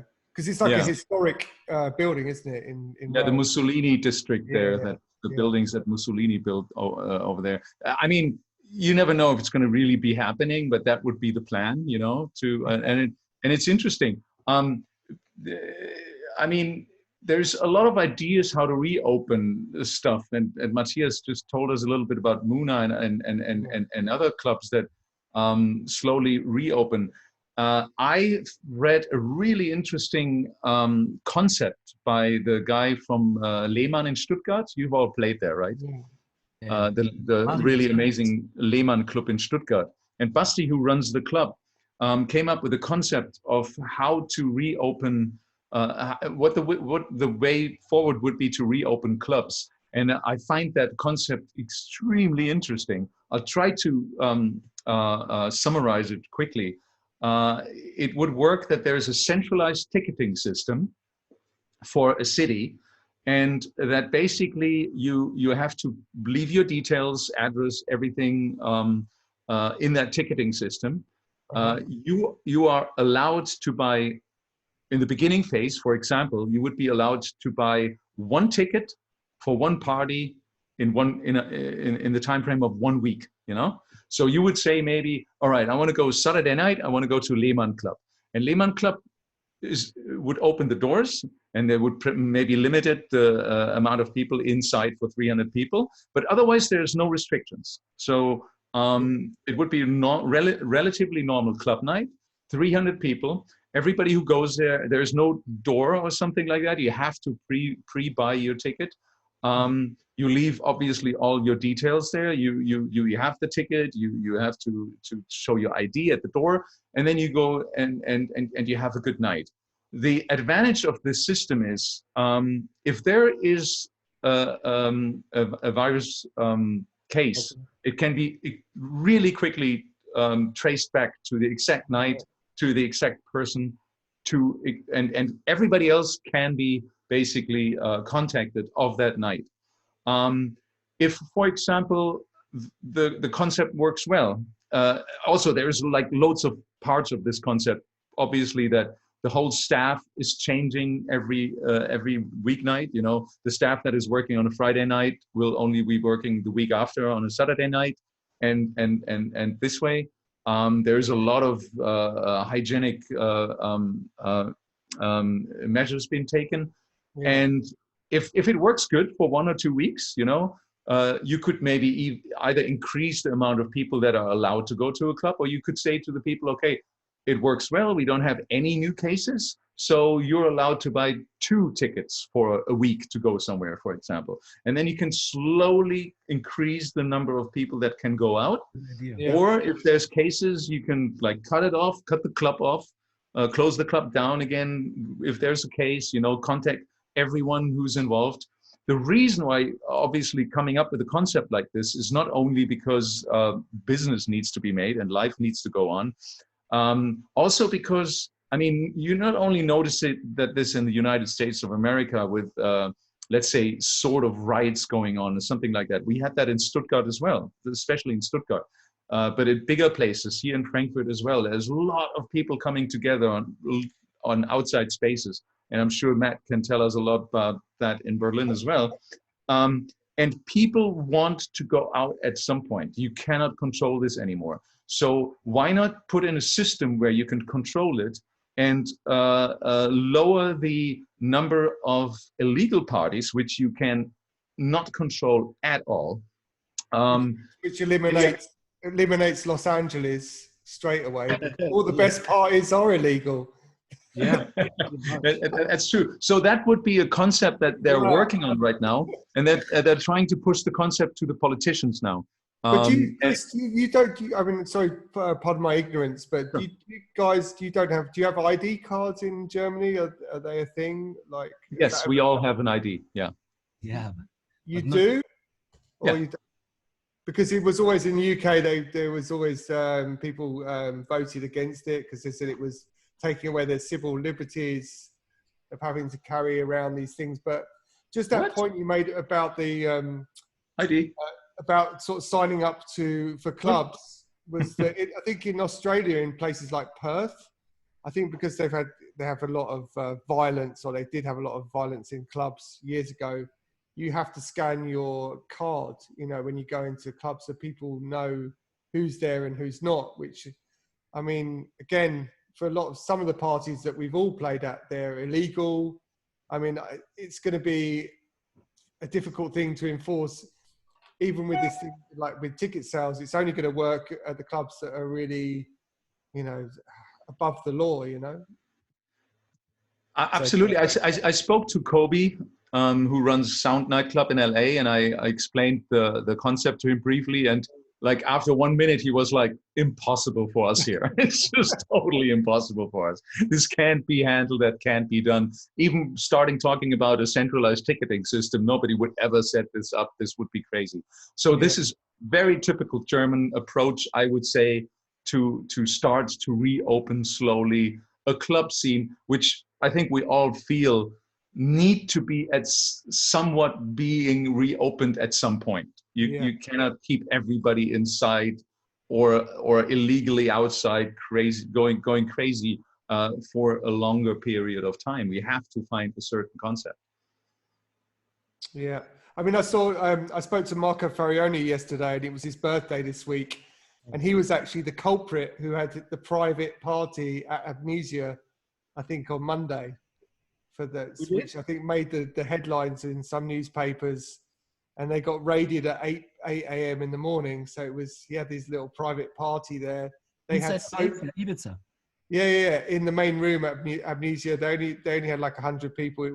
They put tables. I'm not sure if I should say this, but I'm going to say it anyway. Don't tell anyone out there. So yeah, hi Marco, and happy birthday. So they had sofas and chairs, and they did what they could to make it as loungy as possible. But he also told me that he's going to Bulgaria this weekend. You know, he's playing, as we said, he's playing with Dax J, and I just wonder how these things are going to work, or you know, what the provisions are in other countries. Croatia the same. In Croatia also. Croatia, they open. Yeah, it's coming more and more. I see on Instagram a lot of DJs saying, "Oh, my first gig." I saw WAF today and Andrea Oliva playing in Croatia festival. Yeah. No, I'm supposed to play there in September, but there's been spikes there. There was this tennis tournament, and there was quite a few cases, and I don't know, you know, not sure how they're dealing with this situation or what they have in place. You know, like Chris said, I mean, are all the ticket holders or the ticket buyers, are they all accounted for? What are they doing? I mean, as a DJ, do we get this information if we're booked? Do we know how really the ins and outs? We never really asked that kind of stuff, right? Yeah. Well, you can ask for it, right? Yeah, you might have to, though. I don't know. It's How do you see, Mathias? How do you see the reopening going on? And there's two-part question actually. Like, because you've been a resident DJ for such a long time, and that's what I wanted to ask you the whole show already. It's like how do you see the importance of having a residency for such a long time, and having a residency at all? Which I think we all agree that is such a really super amazing thing to have that. And don't you think, and this is, I mean, this could strengthen like this local scene again, that when things start to open up again, that it's going to be really locally on a small level, on a small scale. So you're probably not going to have to travel far with your first gigs again. And you're just going to go to Muna and you have small parties coming up again. Do you think that's going to be happening? And is it going to be a really interesting feeling because you have been a resident DJ for such a long time? I think it's good for a DJ to have a home, and Muna is my home. I also go there during the week because there's always some people, because it's a big group. There's one guy, he lives inside Muna since 1994. Yeah, our fishy, he's living inside. Yeah, so it's for me, it's not only a club, it's also a family, because everybody who works inside, even me as a DJ, we're not getting paid or something. This is the special thing of Muna, because this is also maybe a big reason why it's still existing, because we are like kind of a membership, or it's our house, our love. So this is why even the bartenders, everybody, all the constructions, all the guys who giving all their, sometimes they spend their vacations for this 1 week vacation or 2 weeks for the whole year. They spend inside Muna to construct something new, to build a new PA system, or to work on the bar. So for me, it's very important to have Muna as a home. But I think, and this is a conversation we had already with our team, and we have it next Tuesday again, I think we should open slowly. For sure, we are scared and everything, but you know, when I hear this kind of system that Basti at Lehmann Club created, this is very nice, because you have all the names, you have the address, if something happen, yeah. But mostly the most people of our club Muna, they are like scared about what I said at the beginning, that maybe if there's 1 or 2 positive tests of Corona, so we are not able to open for the next half or 1 year. But I think slowly we should start, even in our area. And for me, if it's possible, for sure, I have Distillery, we have Casablanca, we have so many clubs, even Calif Storch, they have a nice outside area. I would able to play, but it would be cool, but it's not like, yeah. I would have some gigs, for sure. I would have some gigs, but it will be not the same. It's So cool. Yeah. how often do you play at Mona then? Usually on a regular basis over the year. You don't play every month, right? You play. No, I play like, there was a time I played every month, Yeah. but I'm not playing peak time. I play the warm up or the end. Okay. We always invite a guest, and we are the DJs, like Norman Weber from Luna City Express, and Franz, Sarah, all our resident DJs. We play around. Yeah. And yeah, but shit, when I think about it, it's a bit sad. But I think, you know, what Chris is saying, I think a lot of people have been discussing this, that, you know, like you said, if you have a home and you're a resident DJ, then you're probably in a better position than a lot of DJs who have just become touring DJs, you know. It is, absolutely. So we are able to play maybe a little bit earlier than the others, but you know, like money-wise or fees-wise is like nothing, because we do this all for the clubs or for our scene around. This is nothing that you really can survive for the next years. Yeah, for sure. This we also have to think about. But for sure, if they open, I will be the first one on the decks. Absolutely. Like that Sunday at Distillery. Yeah. Yeah. And what time are you playing on Sunday? I played the whole night with Daniel Stefanik. This is my back-to-back brother. And my Saturday going into Sunday, or Sunday going into Monday? We have to stop at 10 p.m. and we start at 3. So from 3 to 10 p.m., 7 hours, we play like back-to-back, yeah. Nice. This will be cool. And I don't know really, because I'm really looking forward, but you know, that point when you're after so long time on a DJ booth, seeing all the people around, I hope I will not start to cry, because I miss that a lot. And I know it will not happen again like we had before, not in the next 2-3 years. Yeah. And, you know, losing that thing is like losing for me, maybe it sounds for someone crazy, but losing my music, my techno, my DJing is losing like a family member for me. Yeah. For me, it's really hard times. You know, my girlfriend have to fight with this every day. Because my moods, I'm a very positive person, but in a way, if I think about the future, I get in some point very negative. I have to work on this, because yeah, it's already, but it will come more harder time, I think, in the next months for all of us. But Mathias, sorry, Chris. So sorry, Matt. No, I was just going to say, I totally agree with you. And I think that we're maybe only even a quarter or halfway through it. That's the problem, you know. So I think, you know, we have to adapt, and every day, you know, you wake up and you're in a different mood, or you have to be positive, you know. It's hard though, you know. But then again, I maybe I'm too positive about it, but I wouldn't say like 2, 3, 4 years. I would say we're pretty safe again once we have a vaccine, if we have a vaccine, and maybe that happens within the next year. So, you know, there's already a little light in the end of the tunnel. And when you look back 100 years, and this is what I'm trying to, like, if I'm in a really bad mood, I'm trying to like look back in history and how did it work. And if you look back 100 years ago, there was the Spanish flu. It was sort of the same situation. Obviously totally different when it comes to the technological advances we have made in 100 years. But 1917, 1918, not only that we had the First World War, but we had this big pandemic. And then there was the 20s. Right? And now we're back in the 20s. So don't you think that maybe like, let's say 21, 22, 23 will be the most insane party years that we've all ever experienced. I'm trying to see that in a positive way. That is, and after that, I have another question from the audience here, if you have a comment to that. I have, I think, like you, it's very good to think positive and to see like, to see it positive is very good. But my best friend, he works in the financial business. And if I talk with him about the situation, oh my God, he told me like after maybe next year when everything going to be okay, then the big financial crisis is coming again. And so the next 5-6 years, he said, Matthias, sell your car, sell your house, just living in a little caravan, go somewhere. He's like in this way, you know. I think you should speak like less to your friend.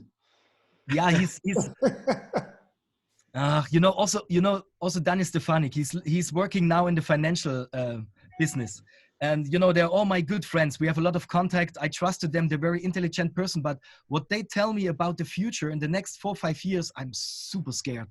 I'm not listening to them just with one ear, not with 2 ears. But what they say is like, wow. I hope they're not right. But I mean, economical crises that were happening a lot in our like. I think the 20s were not all in the 1900s.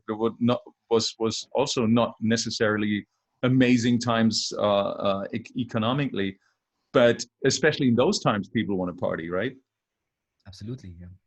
And so I'm trying to get something positive out of this. But don't you think that people are going to be afraid to go out at some point too? Like, yeah, there's going to be the people that are ready to go and go wild, but then someone like me, if I get invited to a party, I'd be like, oh, I don't know if I want to go. Yeah, that's another point. But let me chime in with one question from Josh Albergo. The question is aimed or directed at me, but I'll throw it in the round. If you did a show and there was an outbreak, how would you feel about it? Like 2 weeks later, you notice, like, for example, I do the show in Rome, and then 2 weeks later, I find out that Rome is the next hotspot, and exactly that party which I was playing at was the reason for it. Of course, I would feel super crap about it, and that is exactly what, from my point of view, I'm trying to avoid. So you need to like kind of like juggle the whole thing. You know, it's like, what is the risk? Where is the tipping point where you decide you're going to do this, and where's the tipping point where you decide you're not going to do this? And I think for myself, there's a lot of factors involved. Obviously, how the infection rate of that area is, who is the promoter, and how much can you trust the government in this area? That's kind of like my things. And when then I decide for myself, I'll do it, and there's an outbreak, then I probably have to admit I was wrong doing it. But you have, I mean, you could wait another 2 years. Let's say there's never going to be a vaccine. At some point, everybody's going to have to make that decision. Okay, I go and play this party. There is going to be a risk involved, always. But I throw the question out there to all of you. Yeah, I think it's the same. Oh, Matt, please stop, Matt. Yeah. No, I was just going to say, I'm exactly with you, Chris. It's the same. I mean, and we've been reading all these things recently, you know, especially like with like, I'm not really affected by Live Nation, but reading those reports, like saying about insurance and things like that, and that will affect bands or musicians, DJs, you know, measures that maybe we have to take when we're touring. How can we cover ourselves, or, you know, how can we protect the people around us? I mean, say if you took the infection home with you, you know, all these things have to be considered. And again, I guess we have to take the relevant steps to make sure that where we are playing is a safe place. You know, that's it. Yeah. Chris, it's very interesting. You said if you can trust the promoter. I think always good to trust the promoter, but what can the promoter, even the best promoter in the world, can have like 2-3 infected guys at his party? You know, for sure, maybe they take care more about, I know maybe what you mean. They take maybe more care about security and stuff around. But if I would get a request now from Croatia or Bulgaria, I would fly. Even if I totally think that Corona exists and I'm wearing my mask and I'm completely with it, I would try to fly to play there. Not even for the, maybe not money wise, but just to feel a little bit, to go back to this, what we are losing right now a lot. I think we have to make that clear to people who are watching too. It's like, this is not about money. It's not like, oh, I need to play this gig in order to get money. That's not the point. The fees definitely won't be there where you used to have them. This is not really a money thing. And this is what I'm saying about the promoters. Can you trust him? If this is a promoter that is solely out to get his business back up and to get as many people cramped in the place and make money, and that's what I'm trying to say as well. You know, if I know the promoter, and I know this promoter has in the past already put the safety of his audience very high up there, you know, and was even spending extra money to have extra exit doors, have extra medic people around, you know, just someone who's really caring about that. This is what I mean. I mean, you cannot avoid to have that risk, and the best promoter in the world cannot avoid to have infected people in his club. But you can work with someone who's solely out for money, and that's what I would be trying to avoid, because I think it's not about the money. You wouldn't be going for the money to Serbia. I'm not flying to Italy for the money in that moment. We all want to DJ again. We all want to go back to and start things again. I mean, this is our life, right? It's always been, isn't it, Chris? It's always been, I can speak for all of us, it's a high-risk job. With infection. Getting you know, drunk, we played at some really your mind. Yeah, I mean, I've played at some really bad festivals, huge festivals where like like toilet situation, crazy stages that almost stumble and you fall off and everything. I mean, it's interesting that not more DJs have died at accidents, falling off stages and getting really sick or poisoned or whatever, you know, with whatever you're drinking and taking and whatever, you know.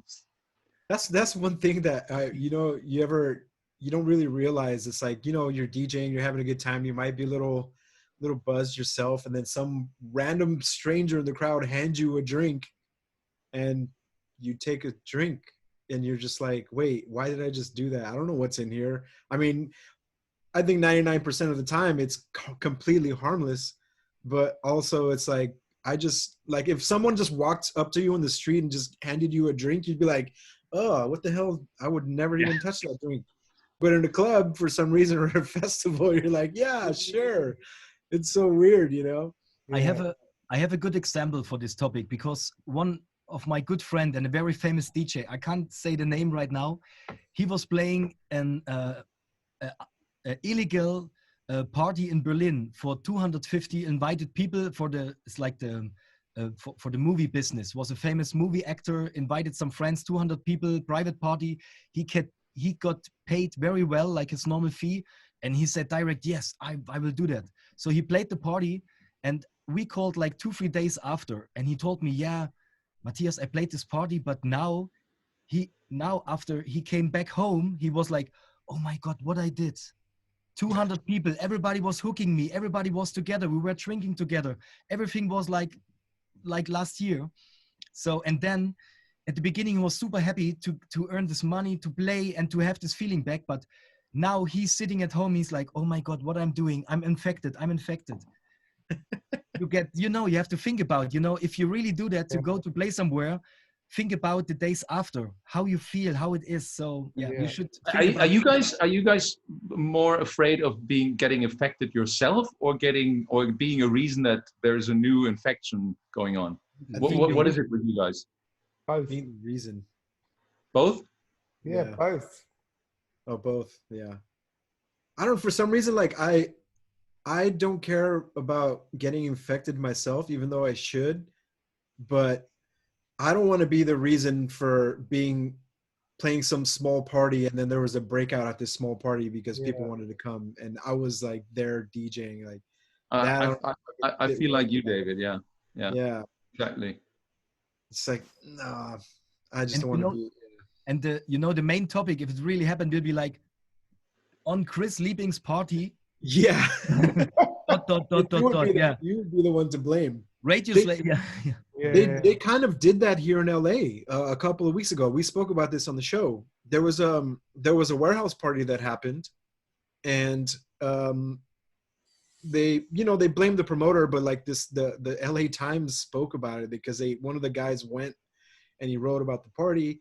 But in the end, it was just like, it was the promoter and the headliner DJ that were pretty much the culprit. And everyone on social media were just like attacking these two people that were, somewhat involved. Even though the headliner was just like, hey, I was just a DJ, man. Like, you know what I mean?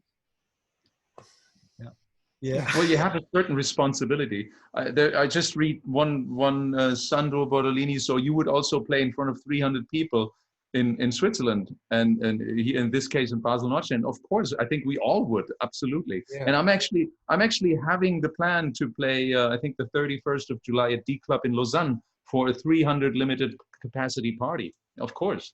But July? Sorry, did you say July? Yeah. Oh, all right. 31st of July. But now in Switzerland, it's working great. All the clubs are open, 300 people. But I think last week, I think you know that, there was in Lucerne a club where they found 100 infected people. Yeah. So I hope it's not affecting to all the other clubs in Switzerland, because now Switzerland is a light, the end of this dark. Matthias, I wanted to ask you a question. I wanted to ask, going back to the early 90s. Going back to the music, finally. Yeah, no, just I wanted to ask you, who were your favorite? Who were your idols when you were younger? Because I mean, if you like US, were you into US DJs and did you book them? Yes, I booked one time one of my idols. Yeah, so I think one of my idols at the beginning of the 90s, for sure, were Masters at Work. Still, Kenny Dope, Little Louis Vega. Yeah. It was for me, yeah. Then Ron Trent. Did they ever play? They never came to Berlin, right? No. Yeah, I saw Kenny Dope for a I went to Berlin to the WMF club because Kenny Dope played a Coca-Cola show. Wow. Well, Coca-Cola was able to pay Kenny Dope, and he played with freezy DJs, but he played like if he had turntables. He was stretching and DJing and showing and spitting.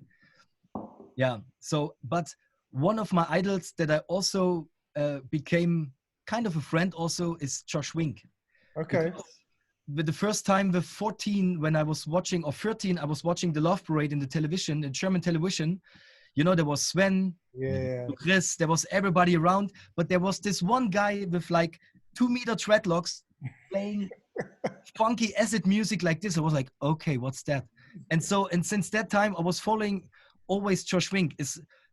The music sometimes was a little bit too hard or too acid that time for me, but I always, and I don't know why Josh, because Josh is always not really connecting to a group. He's always for his own a little bit. Yeah. And I know why I love this, and he's always so super friendly. Sometimes he's like, oh, come, but yeah, we know each other. We are not really friends, but when we see each other, he knows my name and we talk together. I released an album.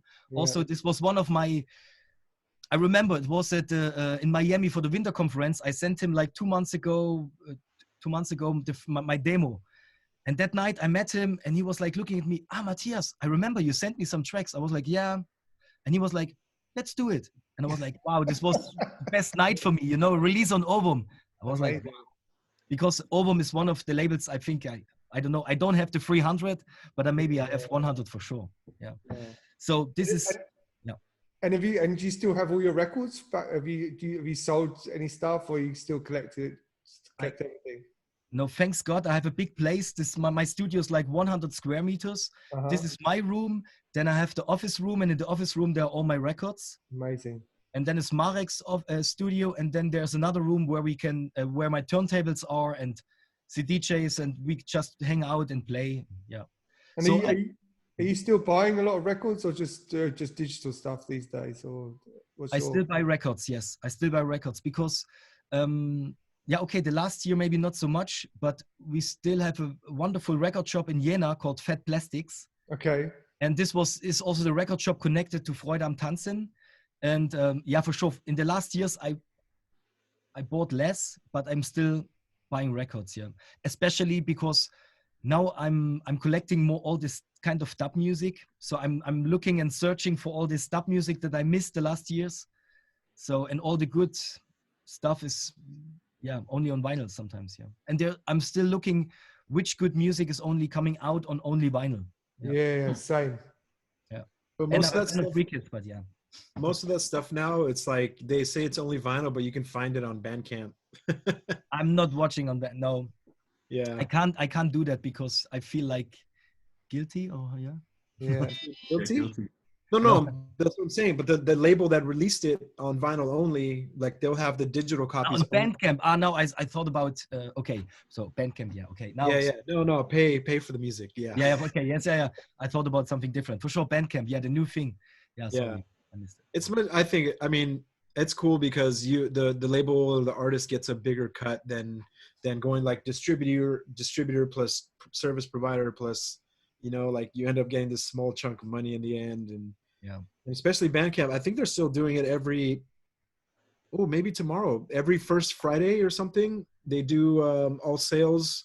Black Friday something sales also. Yeah, like basically Bandcamp doesn't take a fee, so all the money goes straight to the label. So I think that's tomorrow. So tomorrow's Friday. I think it's every first Friday of the month. Yeah, they'll be doing that. So yeah, people that go shopping, Bandcamp. But I was going to ask you, Mathias, production wise, are you still making club music when you're working, or are you kind of not in that mindset? Exactly. And how much have you been producing since in the last 3-4 months? Yeah. In the last 3-4 months, I finished an album, but I have a side project. It's a Japanese project called Mati Midori, and I'm releasing like a reggae or dub techno. And I had some releases on Mule Musik in Japan and a release on Ornaments. And my album that I just finished on Mati Midori is coming out on Echo Chord in October. Nice. I sent it to Matt. I don't know if you had time to listen, but the thing is, I played in festival in Japan in 2008 in the Kawaba Mountains, and I got booked there. But all the artists around, like Pete from Hardwax, there was so many dub artists. Even the Japanese, everybody played like reggae and dub, and I felt a little bit like, okay, maybe I don't know why you booked me here, but that weekend I found my love back for the dub music. And so then I started this project, and I released one of the first tracks on my first album together with a singer, a woman from Japan. And for the new album now, I invited again 4 singers, but they're not singing, they're speaking Japanese poems on the music, on the tracks. Oh, that's cool. And it's like between 116, 118 BPM, dub music, sometimes more reggae, sometimes a little bit more straight to the dance floor, 118 BPM. So yeah, and I finished this album 3 weeks ago. So, nice. And then I thought about, for sure, I sent it to Matt because I thought maybe Matt have an idea, but then I know Matt have a lot of things to do. I already sent him a lot of stuff for Rekids. So, and then I spoke to Kenneth Christiansen because we know each other for a long time from Culture Box, Copenhagen, and Echo Chord. I really respect the label. So, and one day he said, Mathias, yes, we do that. Amazing. So, and this album is coming out in October. Yeah. Wow.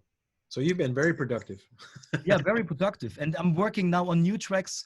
There is a new EP coming on the 4th of September on Rekids with a Marcel Detman remix.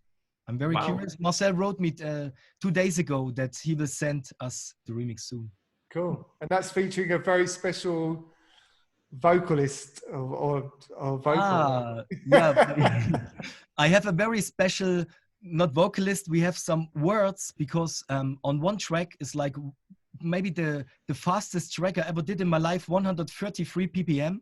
It's like electro, and the voice is Sven Feth. And I asked Sven, so it's from an old track from 1995, Sound Patrol. And he always say, so close your mind. And I asked him, okay, Sven, through different ways, I said, Sven, I put your vocal inside one of my new tracks. Can I use it? And then I think 2-3 weeks, nothing. Maurizio, the friend manager, he asked me, we are interested, it's okay. And then I saw Sven in Amnesia, I think for the closing of the Cocoon closing Amnesia. And I went through Sven and he looked at me, was like, Mathias, kannst du benutzen, the vocal. This was Sven. And he was such in a good mood. Okay, this party was also amazing, the Cocoon. And I was like, really? He was like, yeah. Like he was in a very good mood. So, and then I also checked double so we can use it. Yeah. Nice. Yeah. So, and this, and this vocal is now on the track, and this track is going to be remixed by Marcel Detman also. Yeah. Cool. Amazing. Can't Yeah, wait. it's very cool. Yeah. Thanks for you.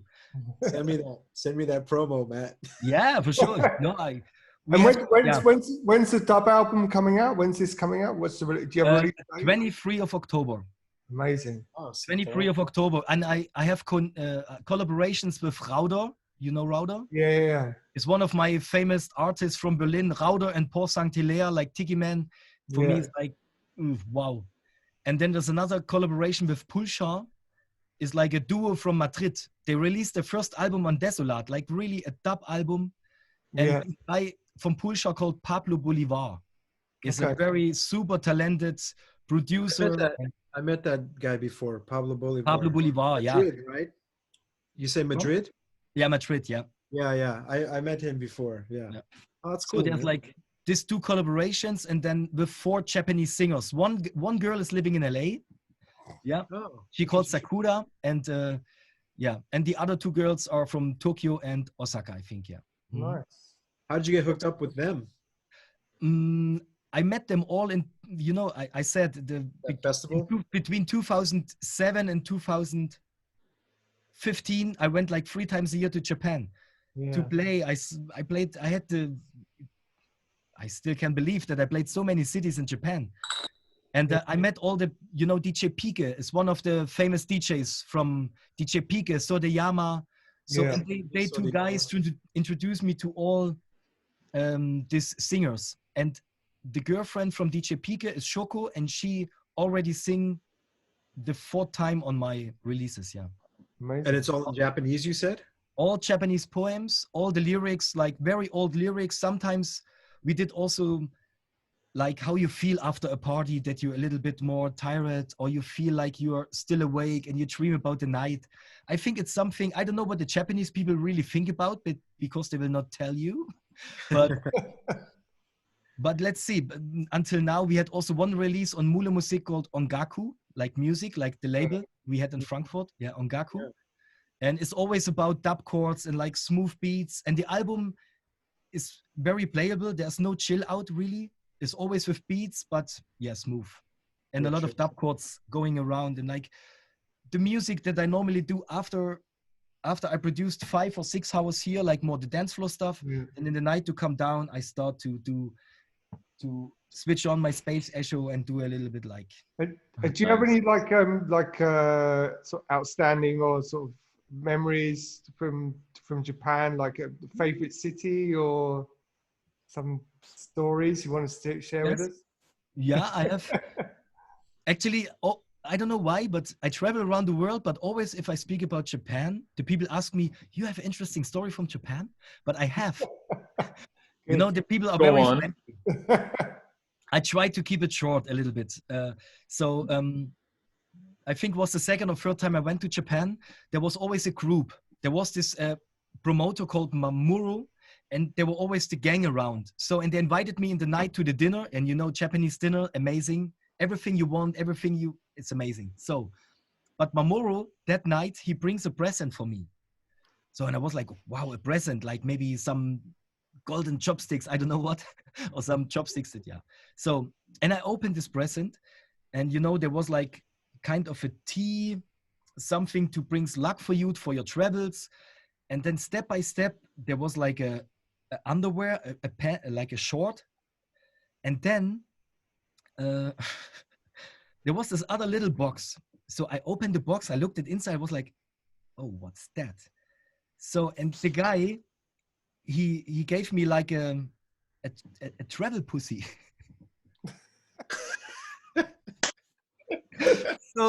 And I was like, I was starting to laugh but nobody around me was laughing, because they wanted really that I have a good time. They don't gave me this for a joke. They wanted that I have a really good time. And I was like, okay. They gave me a travel pussy and some nice things around. This was the present for the night. And I was laughing, but everybody was like, oh yeah. And the funny thing, the day after, they asked me, and how was it? Okay, this is so there was a lot of funny stories, but this is one that I never will forget. So they are so polite, but they just wanted that I have not a good time, that I have a wonderful good time. Yeah. So this is my story from Japan. One time I was playing just before New Year's Eve, and I got stuck in a snowstorm in Fukuoka, and was trying to get back to Tokyo, and I was DJing in this club, and the guy said, "You've got to leave now." And I've never seen snowflakes so big. And we literally got in the car and we went on the highway, and we went off the highway. Everyone was sliding around. I got stuck. I missed going. I couldn't get back. I was supposed to play at Berkheim, supposed to play in Glasgow, but I had to spend the next 24 hours trying to get from the south of Japan to Tokyo with a guy who didn't speak any English. And it was amazing. I mean, we became really good friends, but it was, I think in places like that, you have these amazing experiences, you know, like it's this incredible country. It's amazing country. And this guy, Mamoru, I realized he was traveling with me. We had like, I think a lot, like 5-6 gigs in 2 weeks, and he was traveling with me. But I realized after 3-4 days, this guy is not speaking English. But I didn't realize, because always when I said, "How you feel?" he was like, "Oh, how you feel?" He always repeats me. I was like, oh my God. And then I realized in one point, and then I asked him some questions, some more deeper things, and he was not answering me. He answered like some stuff from my senses that I asked him. Funny. But they're always taking care of you. They sleep in front of your door inside your hotel, just that you are safe, and it's amazing, really. And and when the guy who checks the sound inside the club of Japan, you know how it is? There comes an MC doing like crazy noises with the checking the sound coming in, like, what is guy doing? You're checking the system. I was like, okay, good. Nice. Actually, I experienced that one time in Japan, in Tokyo, at this club. It's closed now. It was called Air. It was like a wall full of speakers. I remember I was there for a sound check, and the guy was doing that. I've never seen that before. Usually you do a sound check, you say check, testing, but he was doing these weird sounds, and I was just like, he was creating sounds like, yeah, and I was just like, I've never seen that before. That was pretty fun. And the DJ booth, you have like this brush to clean the records. You have these waves. You have everything. You're like, okay, wow. Yeah, amazing. I love it. So but since a few years, or since already 4 or 5 years, I don't know. I hope I will be there in the future. I hope. But I think for this album, we're working also together with the Japanese Goethe Institute. So maybe we are doing something nice, a tour, maybe also with Kenneth Christiansen, or I don't know.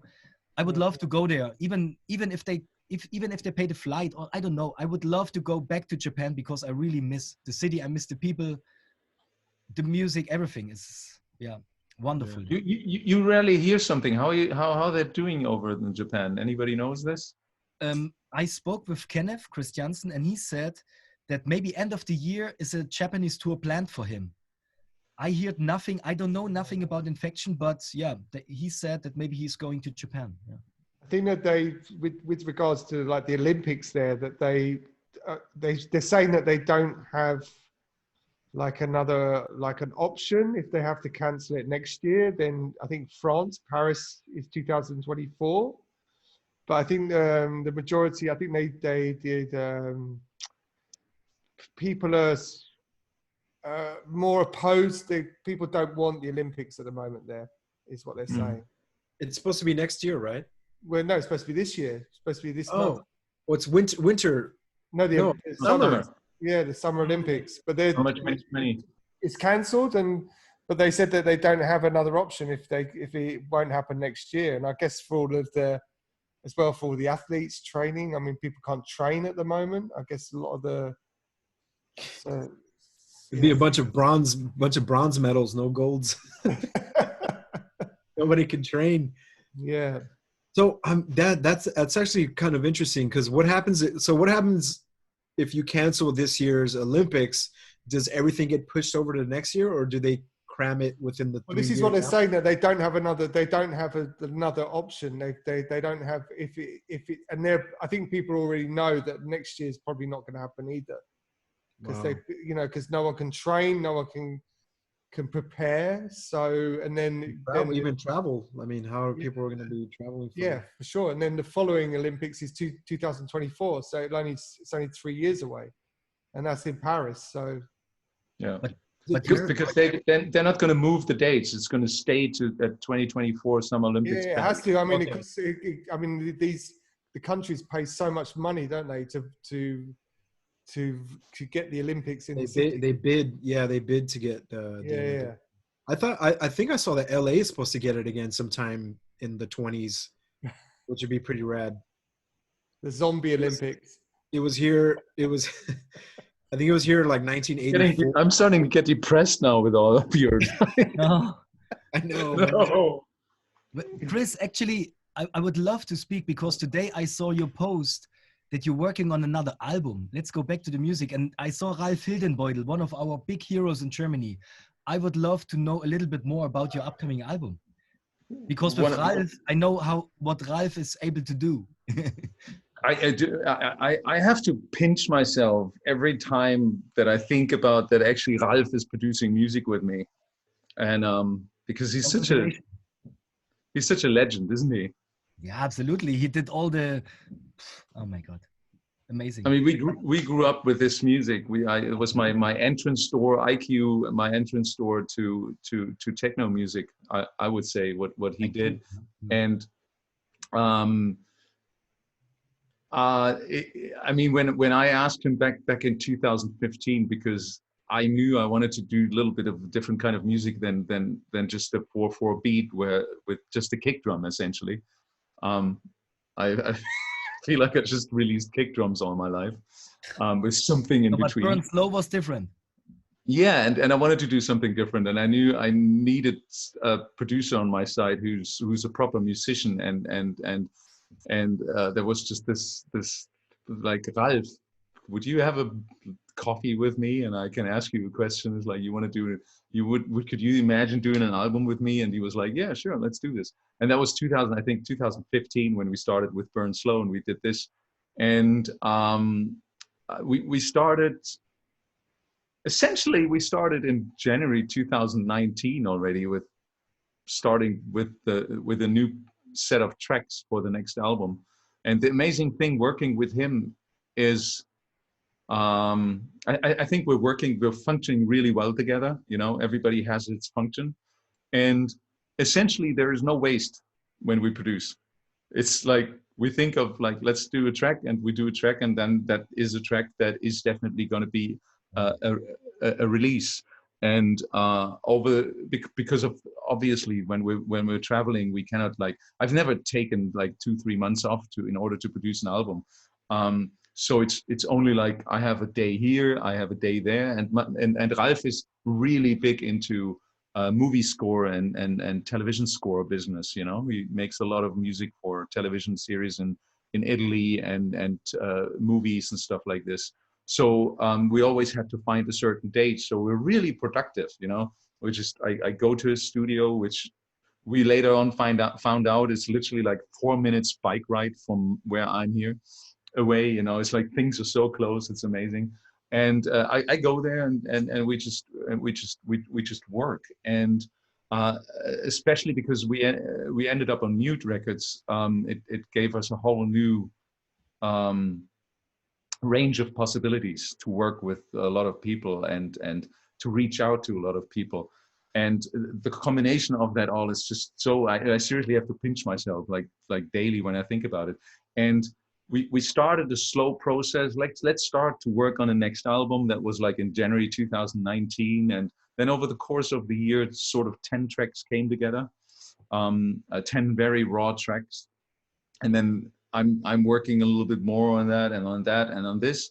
And we're now in the phase, funny, I don't know, it's we're what, 4 months into the lockdown now. In the past 4 weeks, somehow the momentum picked up to really finalize a lot of stuff. And right now it's like a daily business basically, because I'm working with a lot of vocalists together on this one too. What And which kind of vocals, in which way? man, it's impossible. It's seriously impossible to explain. I Someone was that you know? I was at a friend's place, a couple on Sunday, where one of them was basically celebrating the birthday from a couple of weeks ago with a small crowd, and they were asking me like, "What's going on?" And so I played them a track because I basically tried to explain what I'm trying to explain to you. Well, yeah, somebody's singing there actually, and they're like, "What kind of music are you making now?" And it's just like it's really not it's really hard to explain. It's kind of it sounds a little Depeche Mode-y, I would say almost. But and they were like, "Are you all commercial now? What's going on?" And I'm like, "You know what? I got to play it to you." And once you play it, people understand it. But it's impossible for me to describe it. And I'm really excited about it. And it's seriously the magic of Ralf Hildenbeutel's production techniques,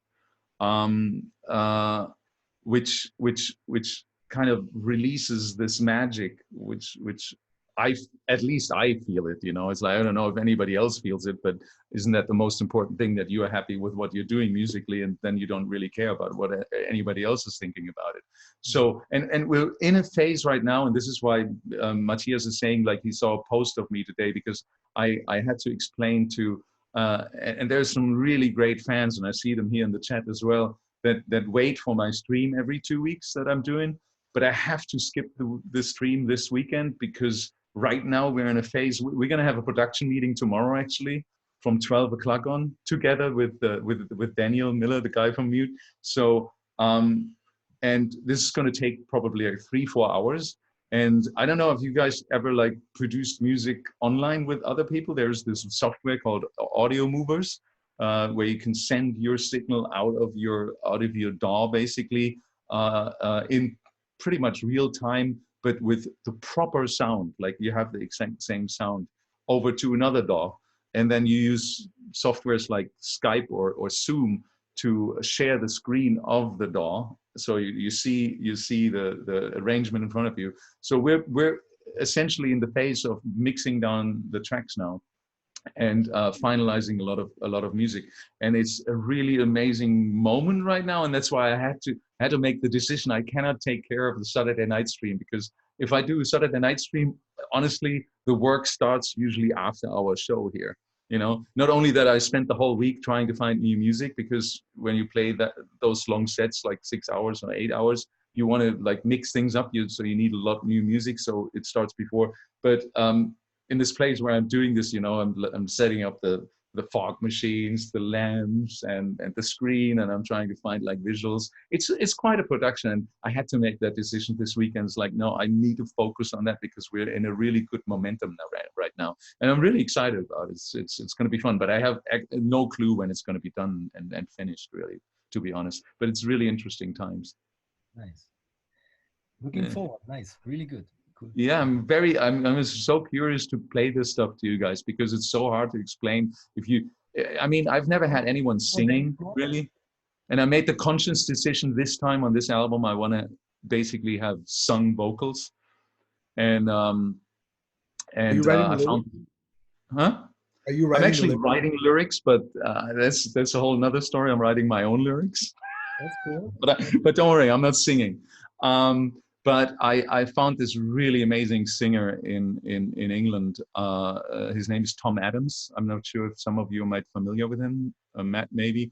And he's such an amazing guy. And the people who actually contribute the vocals also do the lyrics basically. But we're kind of like, it's kind of a back and forth, and we're like, it's the production part is actually the smallest part. The organization part, to talk to everyone and get everyone involved under the same idea and everything.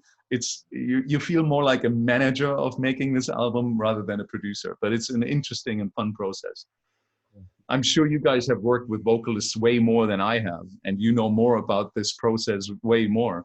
Yeah, I think Matt has a fair fair share of working with vocalists together, and sometimes it's easier, sometimes it's more complicated. Yeah. I think Matt is the master of the lyrics. Wait a minute. Oh, yes, I do feel the same. You know, like this is short but so effective. So that spot on. everybody remember. He's the master of the shortest lyrics ever and like affecting 100%. Yeah. By the way, how did you guys meet? How do you guys know each other? I mean, David and Matthias, you've never met in person, No, or we did never you? met. I think David, no. Nope, never met in person. Never. But you guys been, I mean, obviously working together, Matt and Yeah, Matthias. I mean, we released an EP from Mathias. Was it last year? Yeah, exactly 1 year ago. Yeah, but we've been trying to. I think we've been trying to release some music for a while, and I've always been a big fan. I really respect what he does. I think I think it's. I don't know. It's this. You're the kind of artist who, for me, you love everything and kind of make it work for you, and so. And I think we're very similar in that respect, where we like techno, but we also love house and everything in between, like you said, dub as well. Yeah. And I think we did really well with the last EP was great. So. Yeah, because like I said before, I wanted to leave a little bit all this groovy stuff that I did the past years and all this new music I had inside my head. There was only for me coming re-kids in my mind because of all the house influenced stuff, but in a techno way, this was exactly what I wanted. Yeah. Sometimes also re-kids, there's some techno records, they're too much for me, but it's fine. But there's another one coming, and I'm a big fan of his kind of music, like more this housey vocals in a completely techno Gerüst. What is Gerüst? I don't know. Yeah, Structure. Structure, exactly, structure, yeah. So this is, what I love. And then, thanks God, after, we needed a long time that you released the tracks, but then the first EP was out and it was for me a little bit more, giving me a little bit more freedom because this is what I wanted to do now. It's 2020. So, and Liberate Drums was my last EP and I was, super happy about the track because it was special. It was super timeless. You can release that in my eyes. It was you can release that in 2000 or in 2030. It still exists because it's not running against another genre. It's like super timeless, and I think I think you're like you were talking about earlier with the sound that you play. I mean, you play in South America a lot, right? I mean, I think they really a lot. This is my main market. Right. And I go there like every 2 months for sure. Yeah. And which countries in particular, like Brazil or Argentina or everywhere? I go mostly Argentina and Uruguay. But then we played at the same place in Uruguay. Yes, it's amazing. I play every country in America besides of Brazil. No Brazil. Okay. I played Varun once. I played The Edge for a couple of times, Varun. But the last years, because Brazil, I think I have the answer, but I don't know. Yeah, I think... there is like this kind of dynamic, melodic. Yeah. There is a sentence that says Solomon is the king of Brazil, but it is, and even the sound and everything is like this. Yeah, it's not about like techno or like groovy. It's like this melodic going on, and this is why maybe I'm not existing in Brazil or I don't have so much listeners there. Yeah. But it's fine. I love Argentina. I love Uruguay, Chile. Chile is. Yeah. There was times I spent like 2-3 weeks in Chile. I had one gig. But I stayed there the whole week and I had another gig in Ecuador, came back to Chile. Yeah, I felt very connected. In my heart, I don't know how to say, but I feel more, sometimes I feel more like a Latino in some ways for the music, for the rhythm, for the dancing. Yeah. I'm not really East German in that way. Yeah. So now you know. Amazing, yeah. Can only happen in electronic music. Yeah, it's possible, yeah. And I would love, now I have you all in front of me. David, what's your next, what's your stuff you're doing right now? Another EP is coming. You released one EP on Pets also, yeah? I think before. Yeah, late last year, like November. Yeah, it was before I think my EP on Pets was after yours, I think, or before. Oh, really? Okay. Yeah.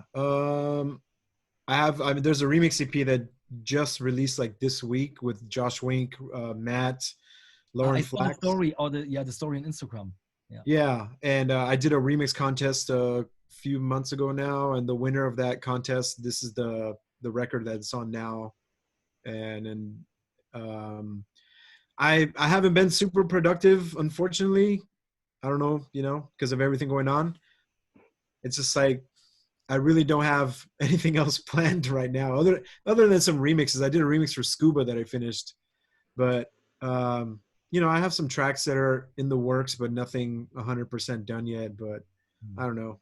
It's one of those things that when it's done, it's done. I'm gonna put it out. I don't care about release schedules anymore.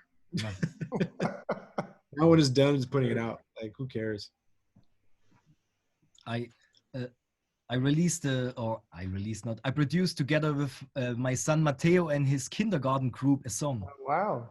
Because the guy who's taking care the whole day about the kids, he's like a good musician. He plays guitar, he can sing, and he wrote some lyrics, and he was asking me like, hey, Matthias, maybe we can record in your studio. So I invited at first the guy. He was singing. I recorded his voice, then his piano and guitar. And then the day after, I invited all the kids, 20 little kids between 5 and 6 years in my studio, but in the other room. So, and I recorded all this thing, and it's called Freundschaft. And I produced a CD with like a radio version, then a long version where in the middle, every kid says his name, like, hey, my name is Matteo, my name is Romy. And then another version, instrumental, that all the kids who can sing the song on instrumental. So I made a CD and I gave it to the kindergarten. Can you get like Ricardo to do a remix? Yes. Yeah. Cool. Yeah. Guys, I have to check on my cake. I got my daughter sung on this Served record that we've done. We've now got we sampled quite a few tracks to make the song. Yeah. But we cleared the samples. Ooh. So, but my daughter sung part of it, and she was only like 3.5, and she loves it. She loves being in front of the microphone. So super. Yeah. Yeah. No, it's good fun. Yeah, Matteo is doing also the other design of the Rekits EP, because the first was also a drawing, and now the second Rekits EP is something that he's now into rockets and moon and stars and all this stuff. So he made like a collage, and this is another design of the upcoming Rekits. Oh, that's great. Yeah, it's nice to. Yeah, it's cool. Yeah. But how about your cake? I would love to taste your cake. It looks good. It's my second vegan strawberry cheesecake. Obviously, the strawberry is going to go on there now. Yes, but I totally forgot. Yeah, for sure. You're 100% vegan since a long time. Yes. Yeah, and I actually I posted some pictures because I was so proud of my last cheesecake. And people were asking me about the recipe, and then everybody was saying like, hey, make a video. So I actually filmed myself making that cake. Nice. It's a good looking cake. I just needed to check that it didn't completely fall together, but it didn't. So it's all good. I'll bake one for all of you once we're back together in person. And until then, I probably can do it blindly because I've done like 1 million cakes. It's like Ali with his sourdough. He's a pro now. Yeah. What is sourdough? Sourdough? Sourdough. Okay. Mm-hmm. Yeah. He's like baking bread every day, almost. Well, guys, we've been over 2 hours again with this amazing show. Matthias, I love to have, we all probably love to have you as a guest on the show. You brought such a refreshing perspective into the show. Thank you so much. Yeah. And only our second German on the show, I think, you and Ellen. Yeah. That's right. Yeah, thanks so much for the invitation. Really, it helps me also. I feel a little bit, to talk with someone who's really in the same situation. It helps me a lot. Could we give you a little bit positivity then? Absolutely.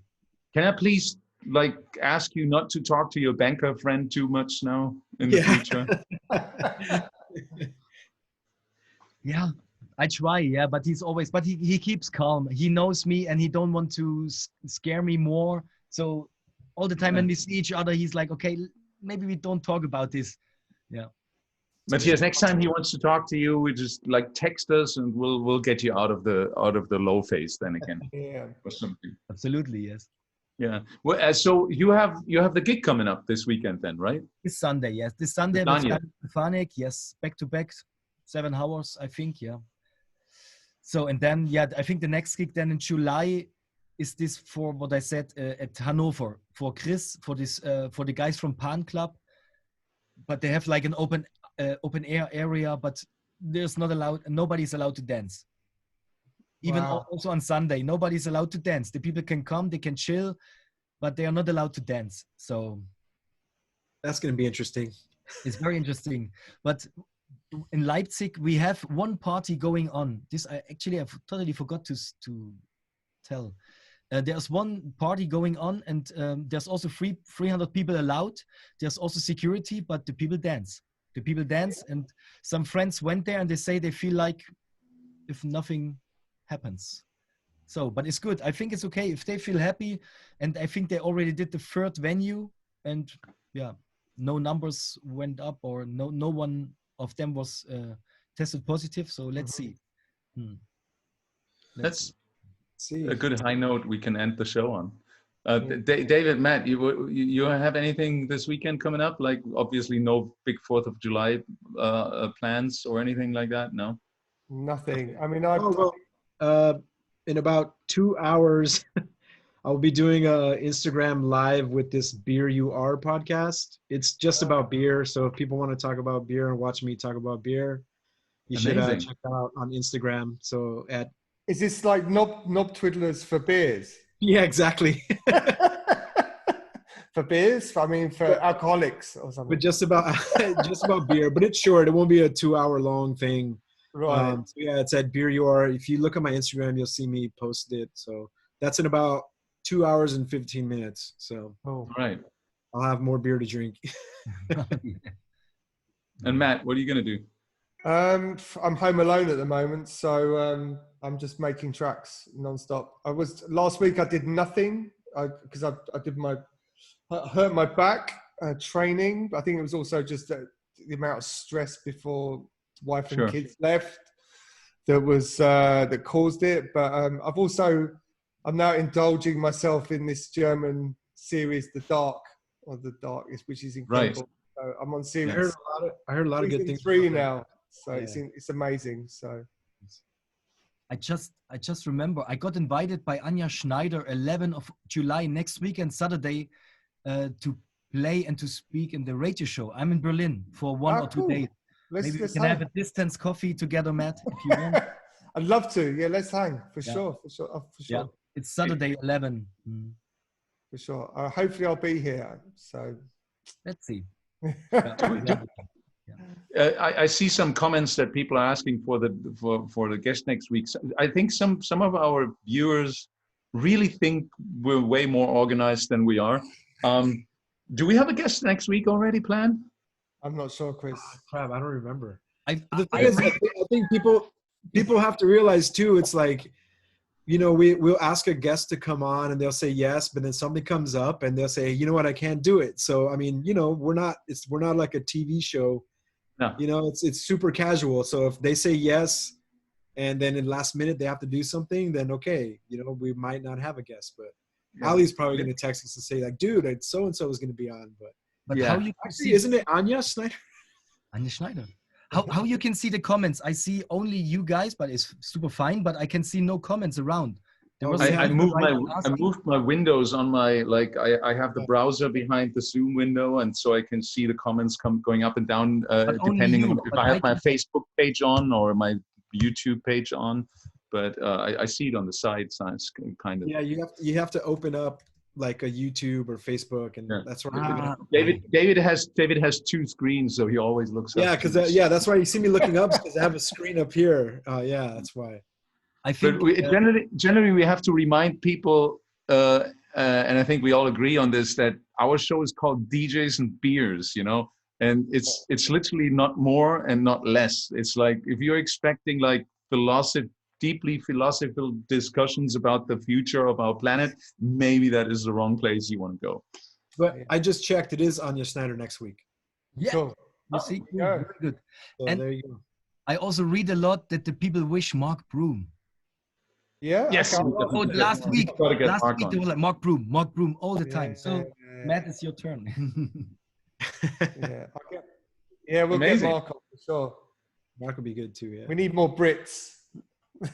Oh, we need more Germans. We had, you see, guys, when we have more Germans on the show is amazing. Yeah. Thank you, Matthias. Yeah. Today- Thank you so much. Yeah, thank you so much. And Really. please send us all some photos from the weekend. Absolutely. Yeah, I do. Yeah. And I sent you also my upcoming dub album. Yeah. For sure. Yeah, I have man. That I'm really looking forward Can to. you send it to all of us, please? Yes. Yeah. I can send it now, the link in the chat, and then you can send it to David. I don't know if he's in the chat, but yeah. Okay. Perfect. Yeah. Yeah. We'll Thank you forward. so much, guys. Really. Yeah. Have a great weekend. Yes, you too, guys. Have fun. Be safe. Wear your mask. Thank you, David. I Be will. safe, wear your mask. Be safe on the 4th Cheers, of July. everybody. See you next week. Thank you. Thank you, Bye. guys. Bye. Ciao. Good to speak to you. Ciao. Bye.